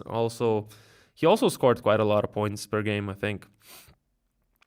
Umoja Gibson, unaware. Who's this? College kid? No, Euro Cup. Okay. Oh no, not college. Cedevita. Okay.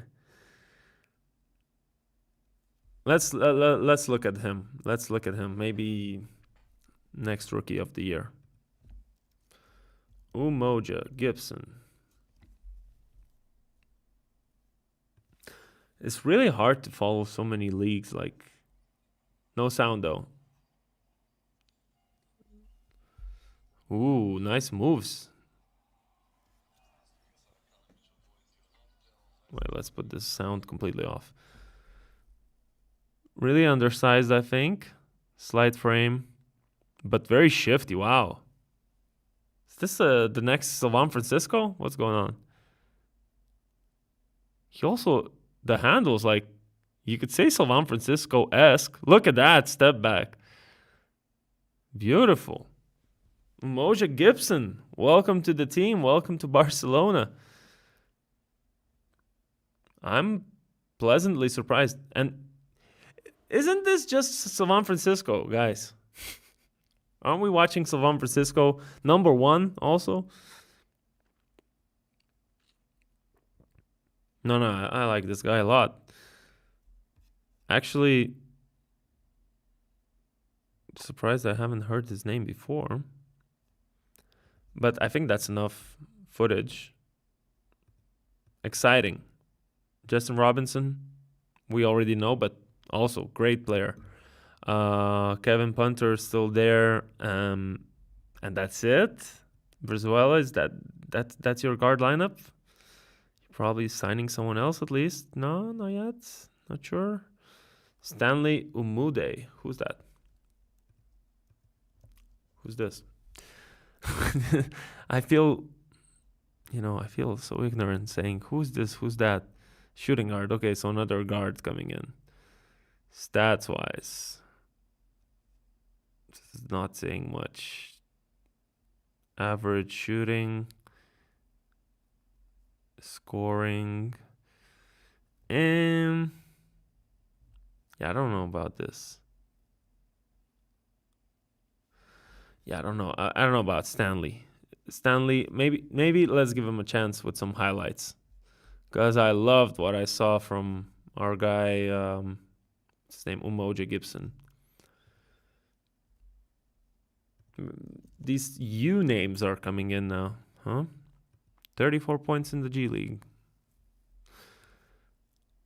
Okay. Is that him? He's the shooter? Number 17? We'll see now if he's taking the shot. I think he's that stationary catch and shoot guy. Okay. All of his points are going to be just catch and shoot 3-pointers?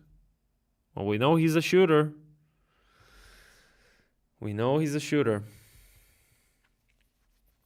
Anyways. So another guard, and then nobody to play the 3 whatsoever. Coach Sekulic. No comment, guys.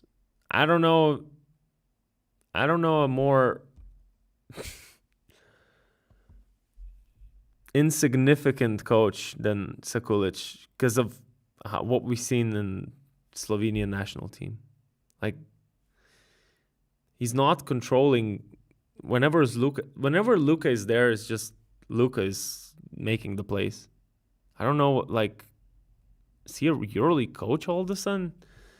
He coached Dubai last season, like, for the last few months. Finished that, but, like, Barcelona, like someone said in the comments, head coach choice says everything about Barca's ambition. Yeah, you're right. Like, this is not what you build your team around, especially after Xavi Pascual. Anyways, let's get through the roster. So Para extended, Chingelia stays, Kamoa probably is easier to say. Oliver Kamoa, Finnish guy, I remember. Sort of slide frame, power forward, kind of shoots, kind of doesn't.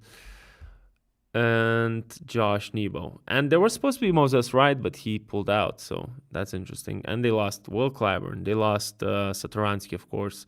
La Provitola, not big of a loss because he's not playing well anymore. He's too old to be playing, I guess, after all those injuries now in the EuroLeague. Vesely retired. Yeah. Varsa, I'm not gonna be surprised if they're outside the top 10 for sure. Like, I don't see them in the play in even, actually. Although I haven't really evaluated all the rosters yet. We'll do that in our podcast episodes later on. But Red Star, we've not done yet, right? So Crvena Zvezda Belgrade. Jared Butler stays. Did he extend? Because he only had 1-year contract before, right? So yeah, until 2028. A lot of players actually extended until 2028 in most EuroLeague teams. Even here, for 2 seasons, most contracts are. Now, I see. Let's go Red Star. We got some Red Star fans here. And talking about Red Star, for me personally, the biggest signing is right here, Coach Ibon Navarro.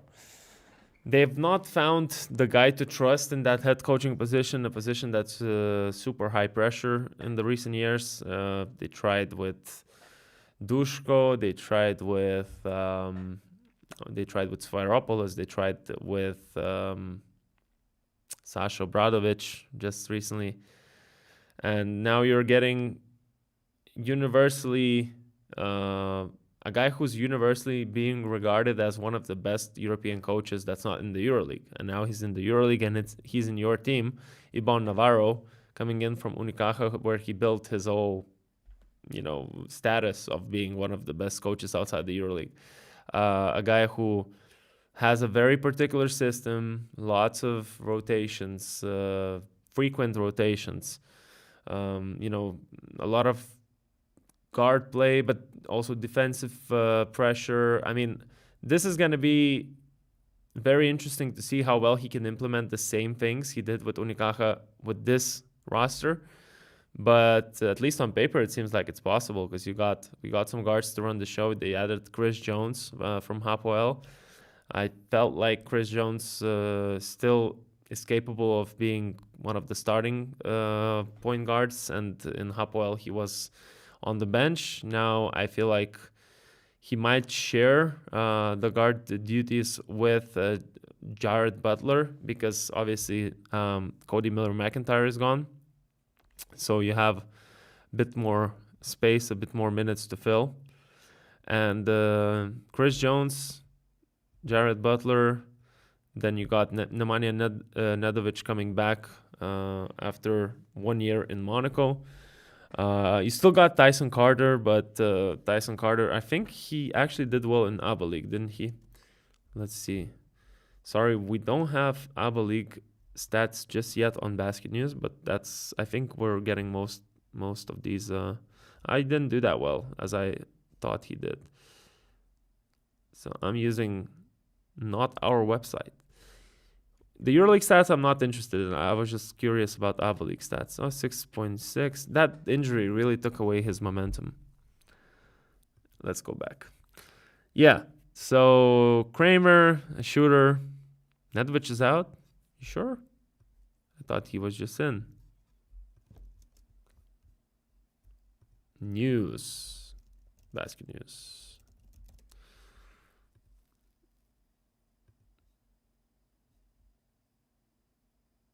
Wait, what is this Nedovic thing here?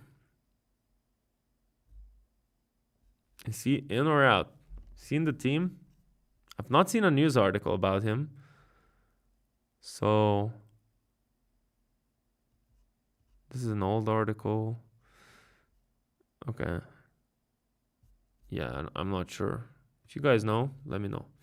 So if Nedovic is not there, you still got a lot of guards. You have one of the longest lists in terms of roster. Okay. Duricic coming back from the NBA. Didn't really get his chance there. I feel like just not athletic enough. He can play with the ball. Doesn't shoot really well. And I think he went there too early, to be honest with you. He sort of was pushed, I feel like, out of Europe a bit too early. Let's see, Basketball Reference, NBA stats. Where is it? Flair News. These websites, man. I should probably trust BasketNews here again. Let's go back. One moment. Nikola Duricic.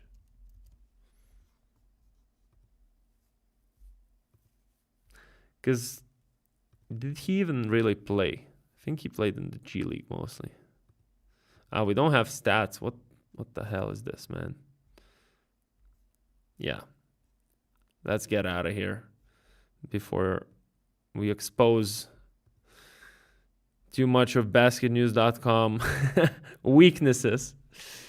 Kramer is a good shooter, for sure. Plays defense a little bit. But they didn't change too much. They lost Bolomboy. They lost Bolomboy. Bolomboy is gone. Where is he going? Bolomboy is going somewhere, I saw. Is he going to... Oh, he's going to Asvel. Bolomboy is going to Asvel. Let me just confirm that. Last team on this list. Is he here? Incoming deals, no. Wait, this is... Anadolu was last. No, wait, Asvel was last. There you go. Yeah, Bolomboy. So, you lost Bolomboy and you lost Cody Miller-McIntyre. Not great. At the same time, you got Jonathan Motley to replace Joel Bolomboy, but I think Bolomboy, when he was healthy at least, was a much better defensive player. Capable of switching, protecting the rim a little bit, stretching the floor. Motley can shoot also sometimes the three-pointer, but he's more of an offensive player, defensively a bit of a liability. So Izundu, Motley, I wouldn't be too excited about that front court. And I think you should definitely reinforce the center lineup. Power forwards and just forwards, wings, whatever. I think you're good. Ojale, you had to play Ojale last year, also like 4 and even as a 5 sometimes, I think, if I remember correctly. But he can do that because he can be in the small ball lineup, he can be the 5. So I'd say definitely add another big, a big body. Izundu is good, but unproven yet. Instead of Bolomboy, you got Motley, but Motley, I think you can have him as your main guy at the center. And in terms of just generally speaking, Crvena Zvezda, I like continuity in the roster. Mostly. Some departures, but generally speaking, there's a lot of names that are staying. Jordan Nwora, for example, really good year for him. Jared Butler also, I think, had his ups and downs, but the potential is there to be one of the top scorers of EuroLeague. So realistically, you want to make the play-in or the playoffs first before you guys start thinking about Final Fours and so on. I think the expectations should be lowered down. Okay, I see. Nedovic has a contract. Oh, wasn't he? He was loaned out probably. That's why. Realistic suggestion for power forward in Olympiacos? Who are the free agents is the question. We don't have a free agency list, unfortunately. If you guys know where to find one, we can take a look at that. But realistically, anyone, because they got the money. They got the money. Let's go Dubai. A lot of money here. Team with one of the highest budgets in the league. And they signed Pascual as their coach. They've added Blossom Game from Monaco. Justin Anderson is expiring, but I think likely to extend. Player to that same position as Blossom Game, sort of. Still got Petrushev there at the 4. Kabengele, his, let's say, debut season was pretty good. I think everyone discovered who Fiondu Kabengele is last year with Dubai. A nice scoring big. Very unorthodox in his movements and so on. Who else? Bacon stays, and still you got Musa, you got McKinley Wright, same guys that were there last year, just weren't healthy. Altogether, Musa was out, Bacon was out at some point, so it would be nice for them to be healthy. And who else did they add? Eli Okobo is still in the incoming, not official, but if they added Okobo, another interesting clash of egos I'm sniffing out here.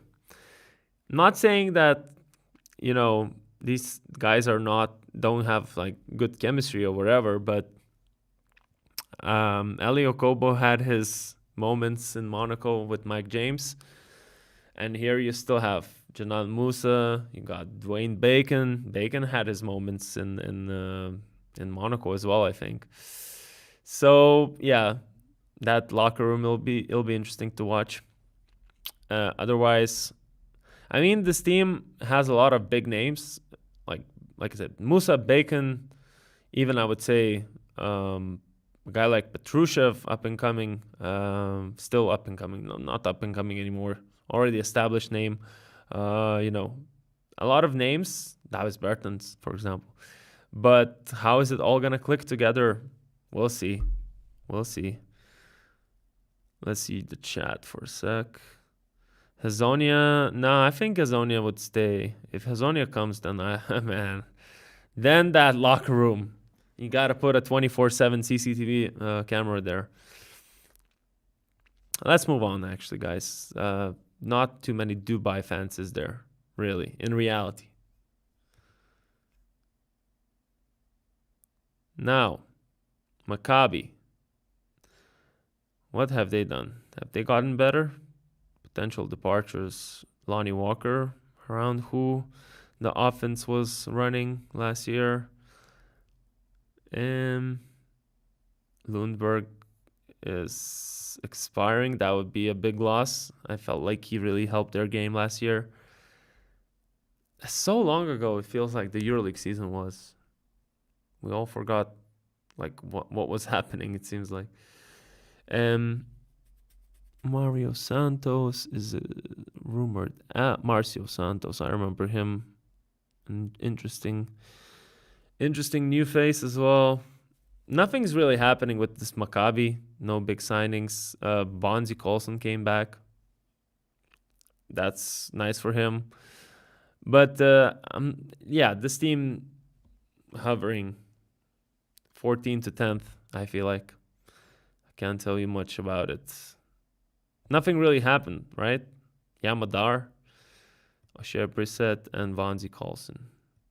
That's it. I can only shrug my shoulders. Really don't have anything else to say. And I might say the same about this team, Bayern. Rokas Jokubaitis will be healthy. That's what I'm interested in. The Lithuanian hope in our point guard position.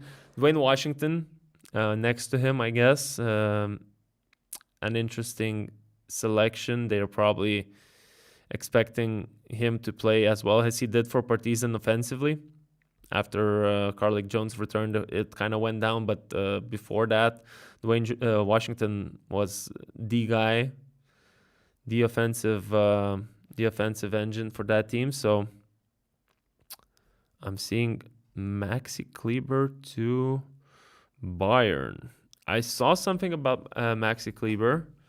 Actually, let's check that out, because otherwise I'm looking at the rest of this roster. Besides Dwayne Washington, nothing really changed that much. And it's not really interesting to talk about a team that didn't change too much and was pretty bad last year. Except for when Pesic took over. Then it was surprisingly better. But no, not YouTube. Maxi Kleber to Europe. Let's just Google that. Oh, yeah. He was exploring options. Is he a free agent? Let's see.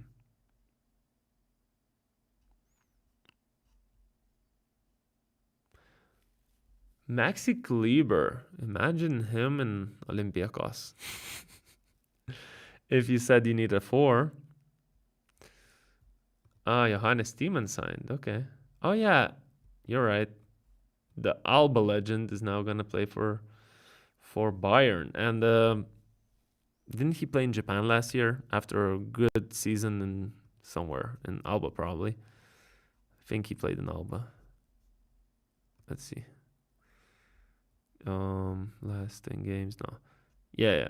Alba, and then China, and now back. Okay.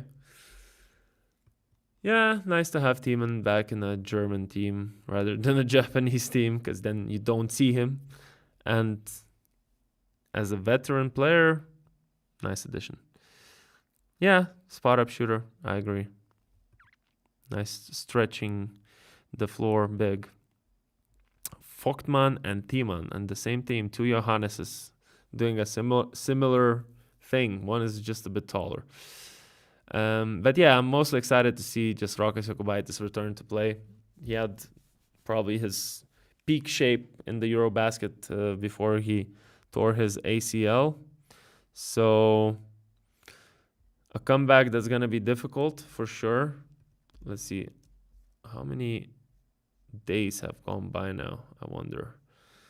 Because the Eurobasket was September, so it's almost a year now. Yeah, so he'll be more than a year later returning to professional basketball.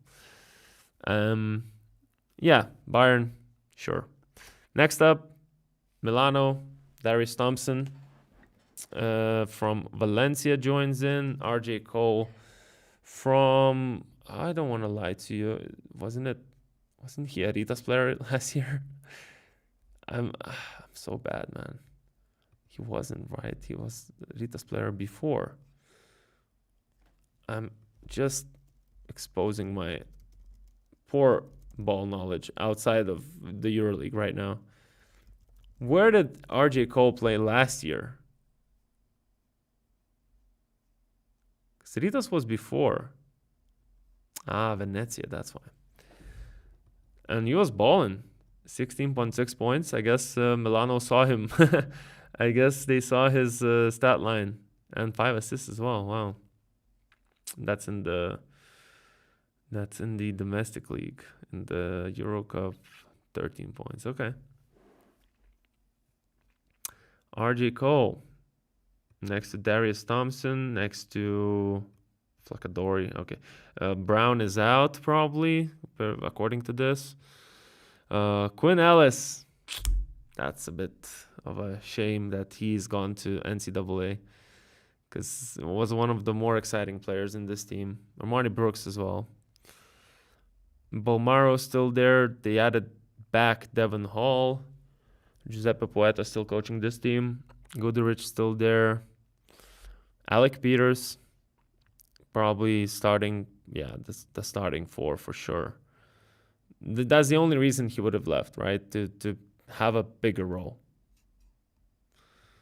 And I guess that's what he's getting with this Milano team. Devin Booker and Usman Diop as your centers. Dunstan might be retiring finally, probably, right? And they now are adding Moses Wright, so that's your starting center actually. Not bad on paper, I guess. Peters, Moses Wright. The 3 should be like Goodrich, I guess. Who's Jason Burnell?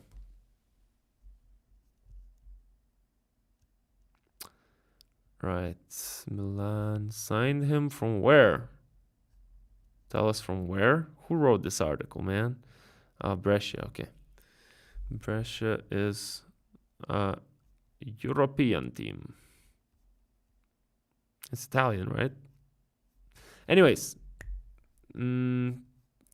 doubtfully the starting 3 for them. Probably Goodrich. Actually, let's talk to the chat. What's going on, guys?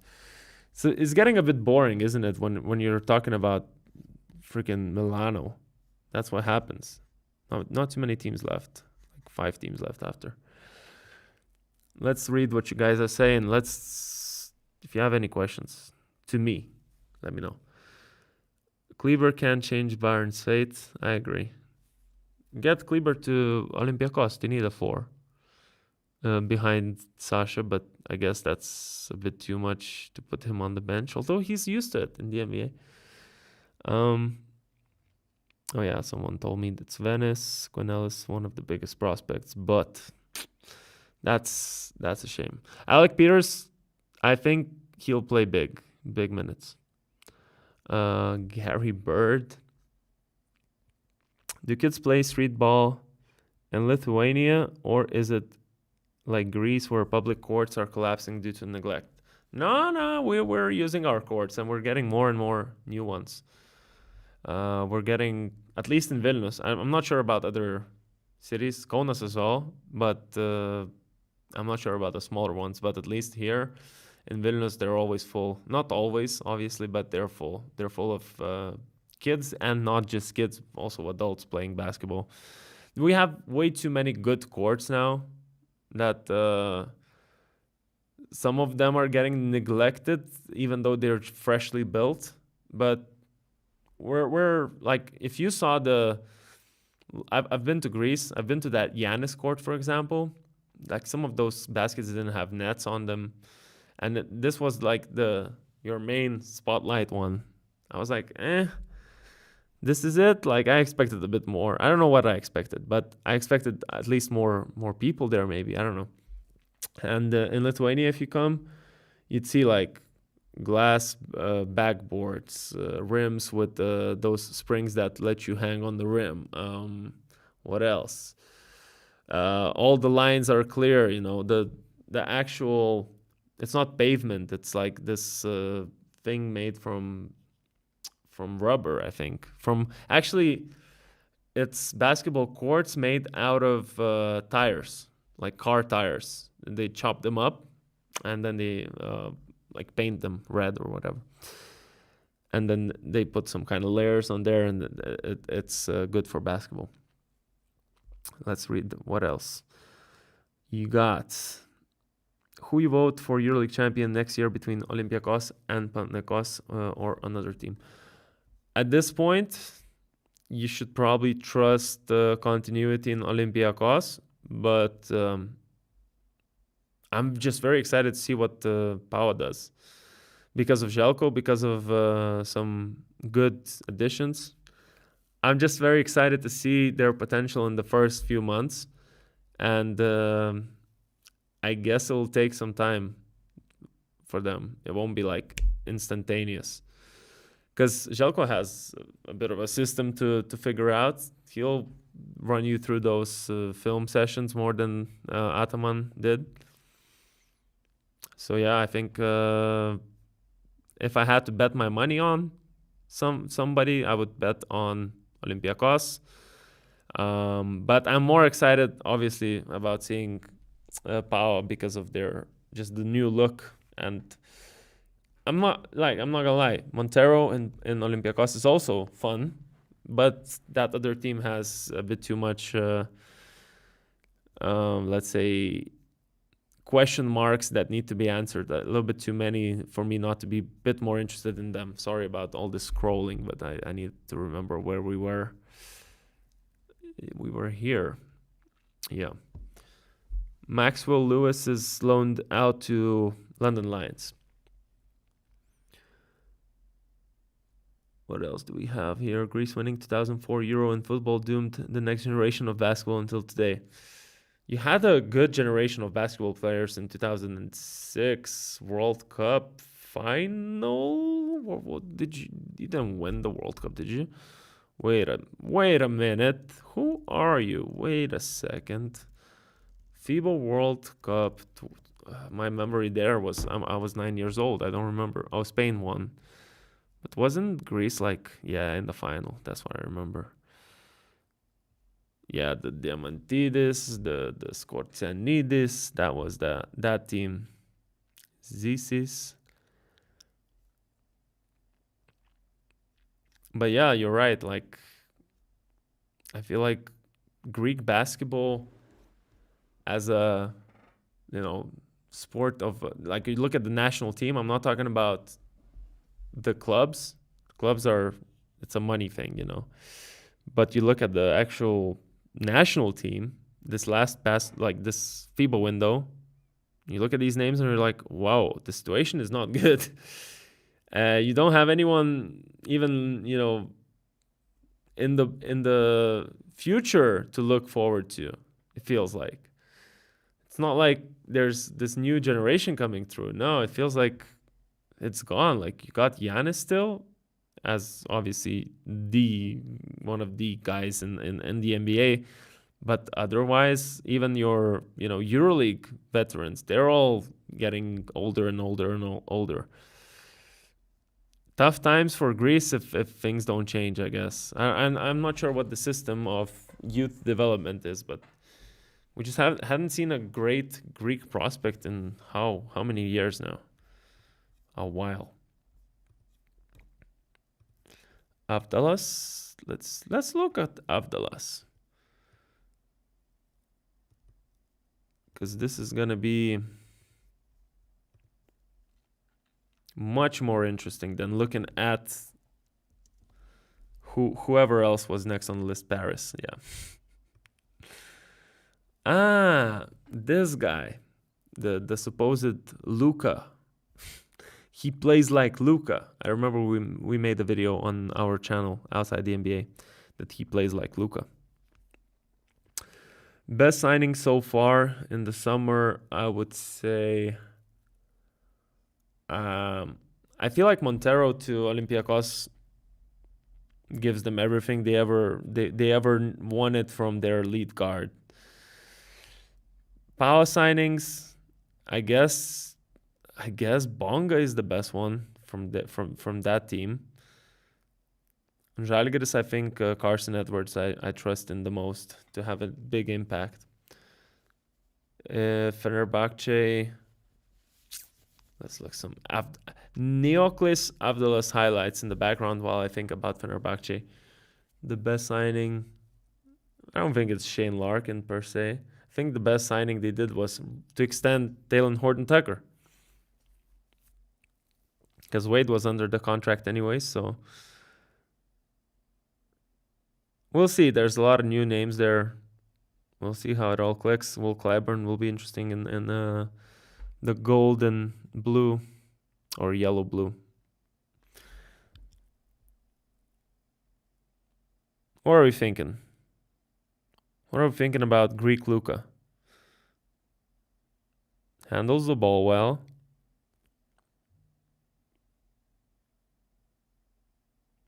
Okay, North Carolina now. Shoots. He's like a big guard. I guess he's playing like a forward, but he plays with the ball a lot.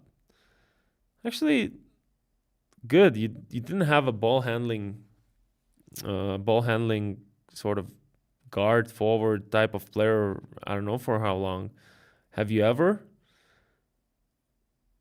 Like who's the guy who can handle the ball, score on his own and get to the basket, shoot the 3-pointer? I don't think there's a Greek guy I could name you.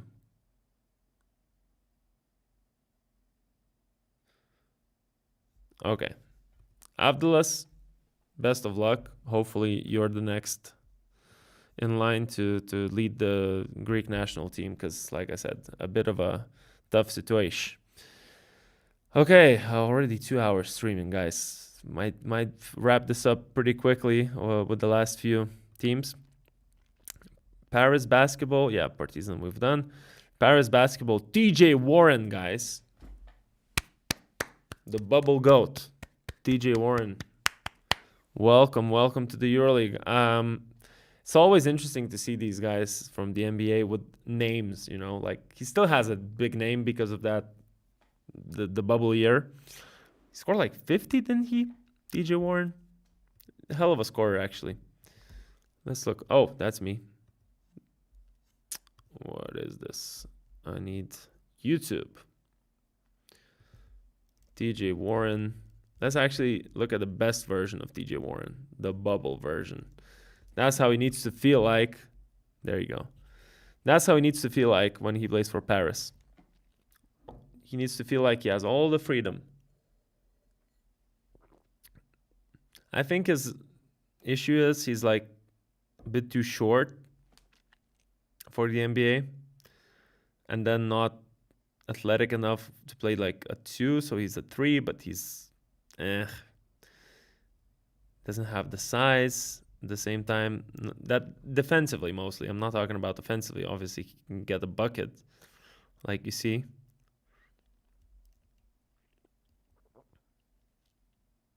Can shoot from the mid-range, the 3-pointer. But this was 5 years ago. Let's not forget. 4 or 5? No, 6 or 5.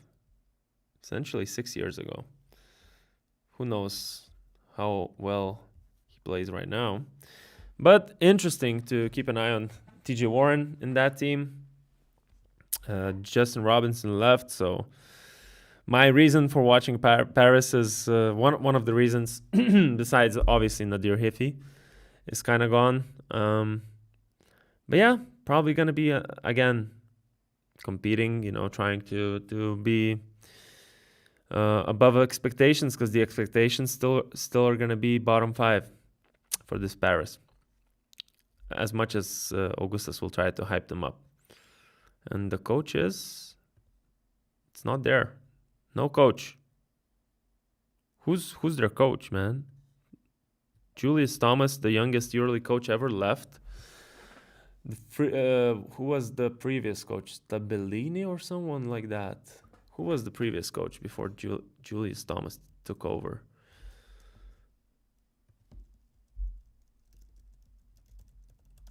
That's not the Julius Thomas I'm looking for. Julius Thomas, I think, is my age, by the way. Like 29 maybe. Anyways, they don't have a coach.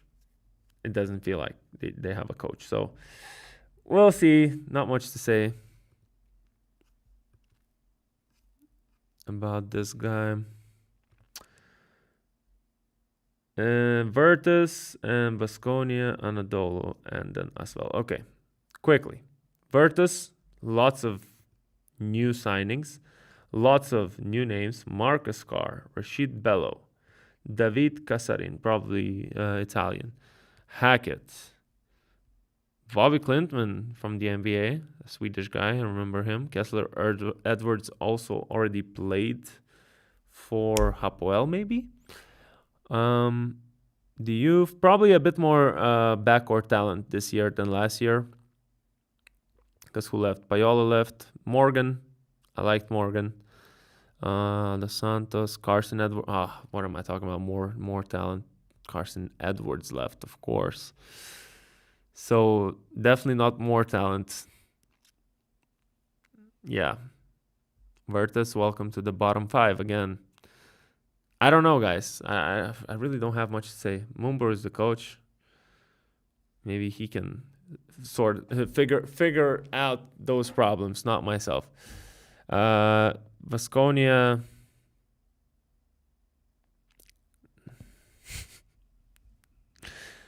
I don't know. Like, if we're not gonna watch these games, why bother talking about these teams, huh? What happened? Let's see. Timothy Lawao-Cabarro left, or is leaving to join Real Madrid, right? So he was your main guy last year. Like meh kind of a thing. Okay, finally.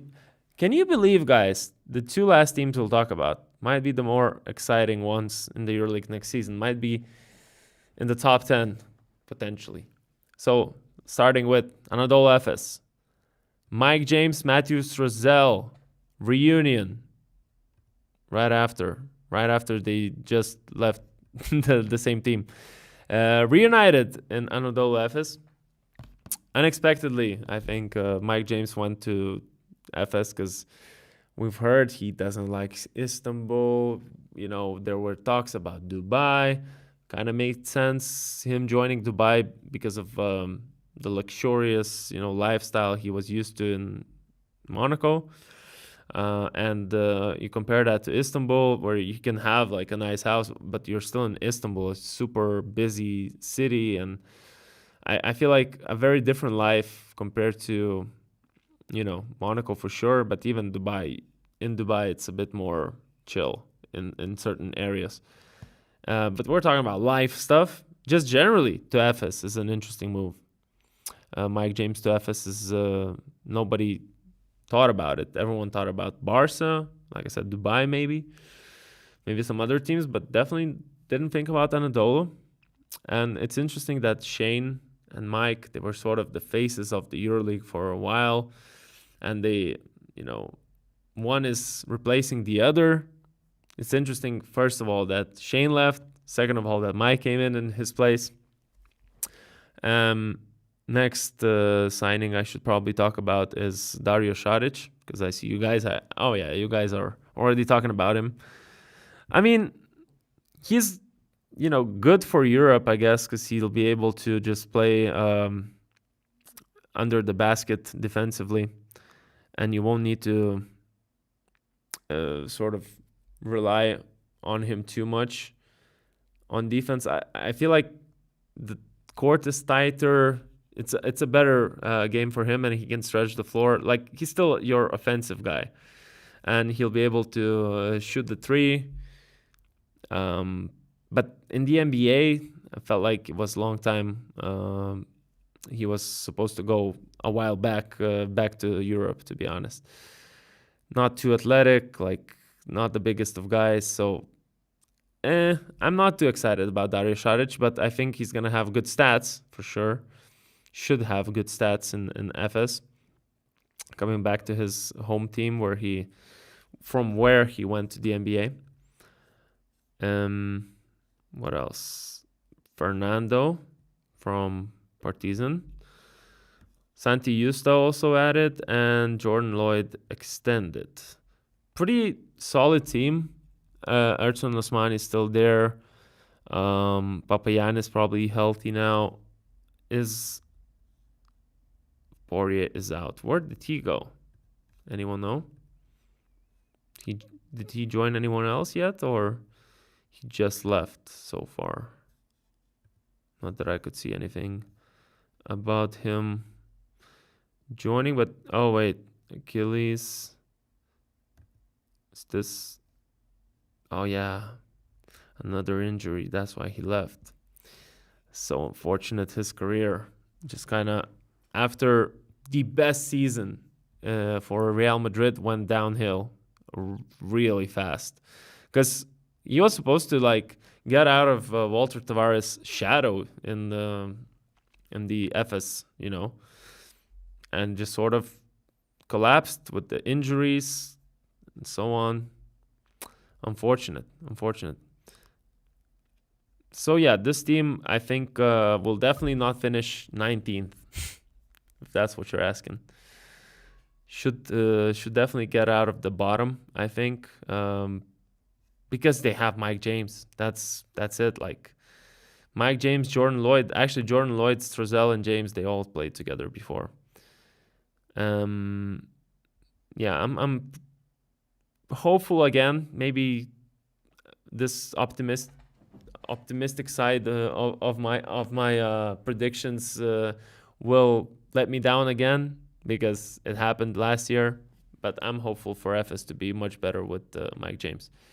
And finally, the biggest, from zero to hero, potentially, story, that is Tony Parker taking over the coaching spot and then making that budget 5 times bigger, it seems like. I don't remember, was it 4 point something? 4 points, it was under the limit of EuroLeague's allowed budget last year. And then they go in to have like a 30 million budget or something. Insane. Or like 20 million. I don't remember the numbers, but they really like timed it a few times. And you can see it. The names: Slovan Francisco, Armani Brooks, Daniel Tice, Nick Weiler-Babb, your defensive guard. You got Armani Brooks, your offensive guard. Cisco's team, probably, without a doubt. And then lots of departures of the older veteran players that already played here, like Ertel. Shaq Harrison was here for a while. Glenn Watson was an interesting rookie, to see that he actually played pretty well in this level. And yeah, Joel Bolomboy, another incoming signing apparently. Patty Mills, interesting. And Nate Sestina. Okay. Nate Sestina had a whatever year in Fener, so not too many emotions about that. But actually, just looking at Cisco, Brooks, Tice, Bob, Bolomboy, this is going to be a much better Asvel, at least. A much better Asvel than they were for the last 5 years, half a decade. I even made a video about them, like, not... They never finished outside the bottom 5, I think, for sure. And they won 30% of their games, generally speaking. Gytis, what do you think about Pau and Facu? Does this move complete the puzzle? Not a fan of a guard who is another defensive liability because of his size, you know? Like, do you then play him with none? I don't know. Bottom 5 next year. Let me tell you, bottom 5. Not Asvel, not FS. Baskonia, I think, is clear candidate. Virtus, potentially. I'll count it on my fingers, see where we run out. Paris, I think, unfortunately, bottom 5 too. Partizan, we'll see. I can't evaluate a roster that has only 9 names on here. Next is, okay, Milan won't be bottom 5. Bayern, probably not bottom 5. Probably like around the 14, 15, 16 spot.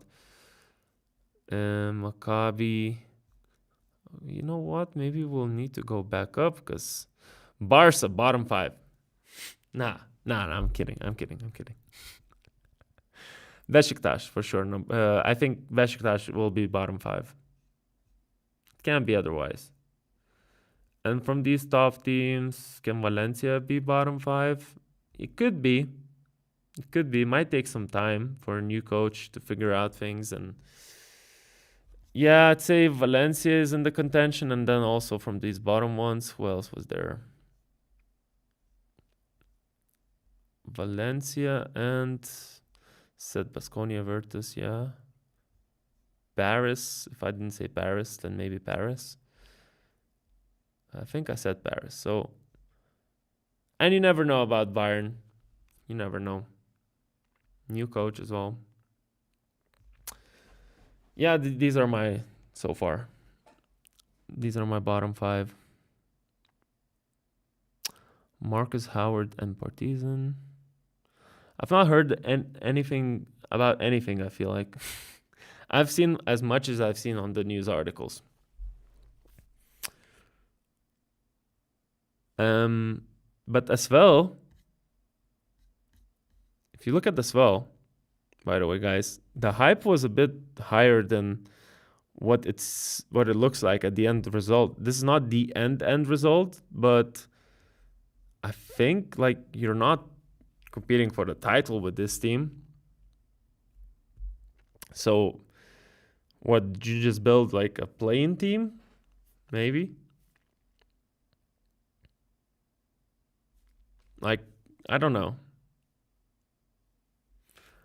Do you think broad ranking of the teams have changed or things remain the same? Same top teams, same middle teams, same bottom teams? I'd say Asvel is going to the middle tier. I'd say Anadolu with Mike James, Dario Saric is in the middle tier too instead of the bottom tier. Baskonia without TLC, I think, is going down. I don't see anyone signed like of significance. Virtus down, although they were down already. Paris down because of... Paris I'm not sure about. Justin Robinson is the only sort of bigger departure. So, plus you got DJ Warren. Interesting to see him. Partizan, man, we'll see. Again, I'm just saying we'll see. I feel like a couple of those bottom teams went up. And hard to say who... you're right. Valencia is definitely going down. Like, they're not going to finish second in the standings or wherever they finished. Yeah, they finished second, right? They're definitely not finishing second next year. They had that, the Americans say, lightning in the bottle. You caught it. Like, you got, this is it. And the season is gone. It's gone. I think they'll definitely go down in the standings next year because of who they lost. Especially, thinking about new coach. Pedro Martinez was there for years and years, and he implemented his system. He's experienced, one of the most experienced coaches. There's a reason he was coach of the year, and there's a reason, he got poached by Real Madrid. As a Lithuanian, where do you see Žalgiris finishing? I'd say I gave them 12th position last year. Now, is this team better than last year's team? Last year, we didn't know how well Masiulis will coach the team.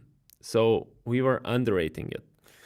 Cisco had a better year after already having a good year. He had even a better year. So can this Masiulis system figure out how to get the best out of Goss, Edwards, Sterling, Brown, Tubelis, Valančiūnas lineup? I would now be much more hopeful than last year because I didn't know how well, Masiulis will coach. And you now saw that tactically he's like doing the Šaras system and it worked. This team, though, like I said before, I just think the rim protection and the athleticism and the front court is missing. So that's where I'm a bit doubtful, and that's why I would put it just outside top 10. I'd say just outside top 10. 11th, although I don't know who the top 10 is. So PAO, Olympiacos, Fener, 3 already. Real probably still, yeah. 4.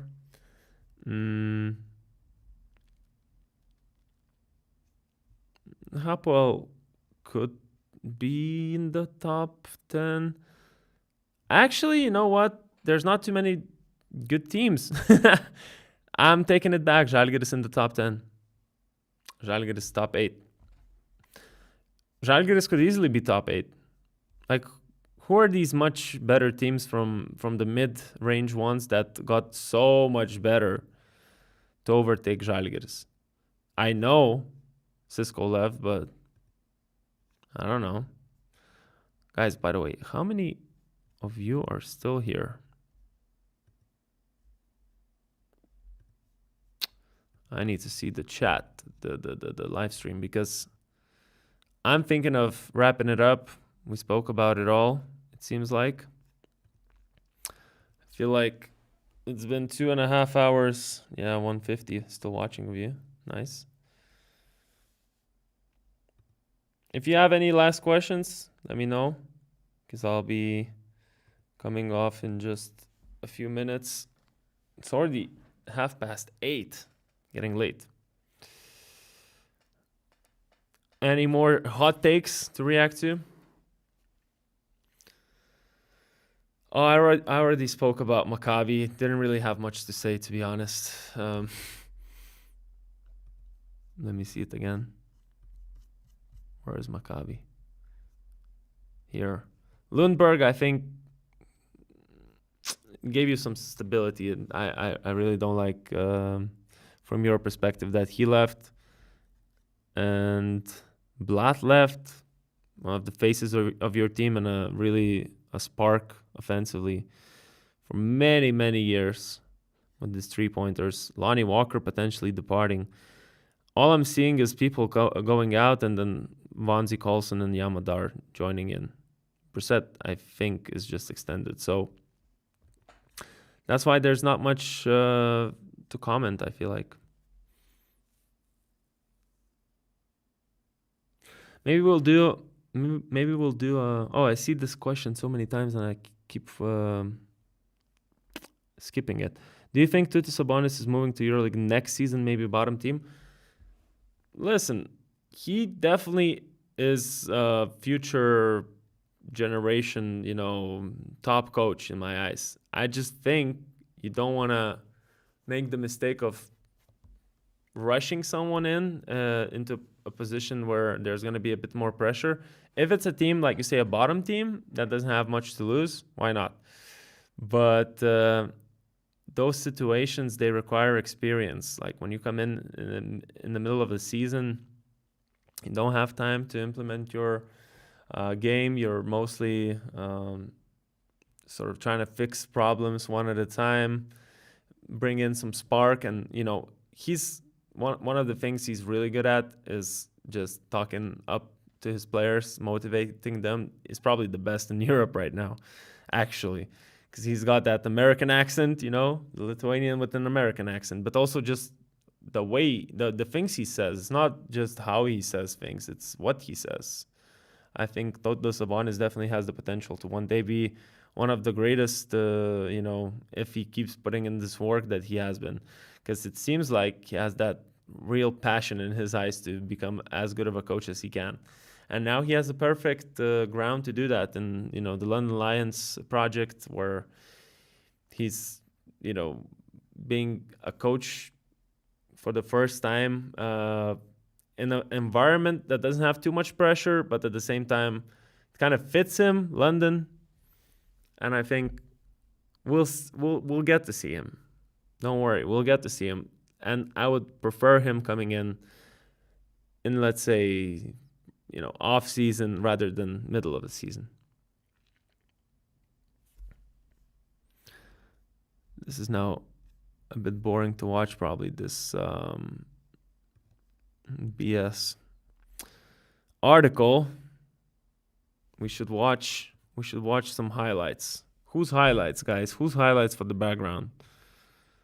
Maybe I'll just check what you guys are talking about. Pick someone.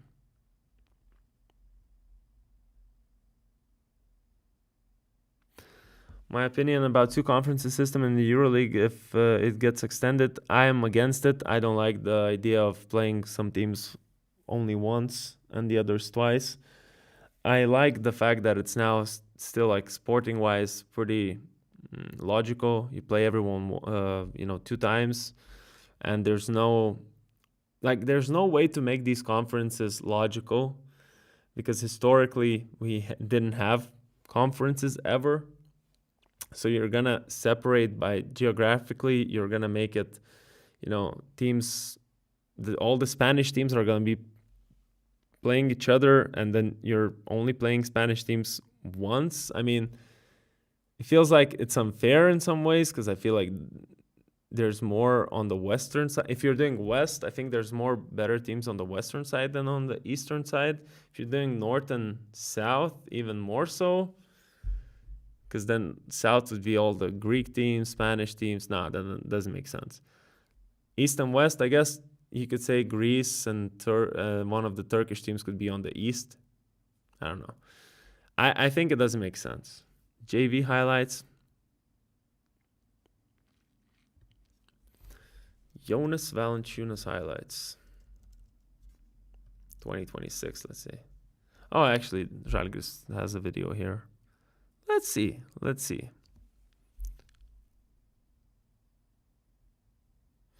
Yeah, man, my throat is sore and my water is gone, so it is a bit of a problem. That's why I'm coming off in just a bit. But as long as there's there's still 150 people watching, so I'm trying to cook here. I mean, Valanciunas, this is Wizards Valanciunas, okay.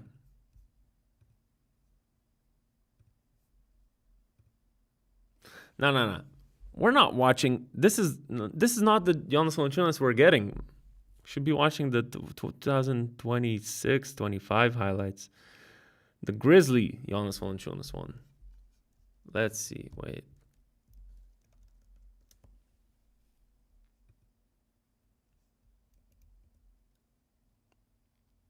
Yeah, this is the movements I'm talking about. Brute force. Okay, let's get back to the chat.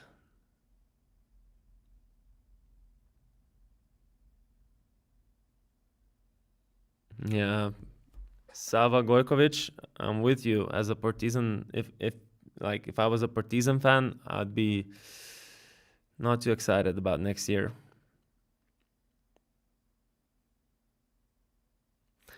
Best three centers currently in the EuroLeague. I think Moses Wright made his case to enter the top three. Milutinov definitely there, dominant season last year. Let's see actually by position, maybe EuroLeague website quickly.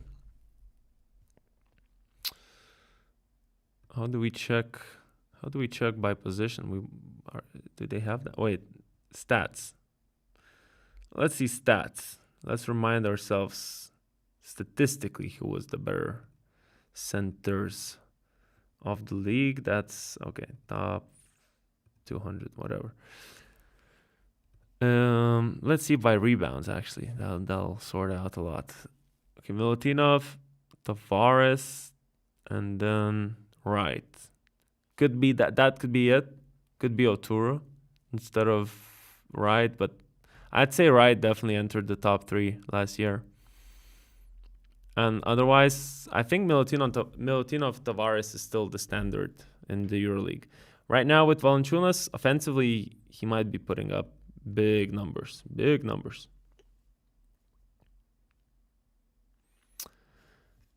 All right, guys. I think we just finish up a couple of more highlights just for good measure. But I'm getting a bit, like someone said, my throat's getting sore from talking for 3 hours. We kind of covered most of the stuff.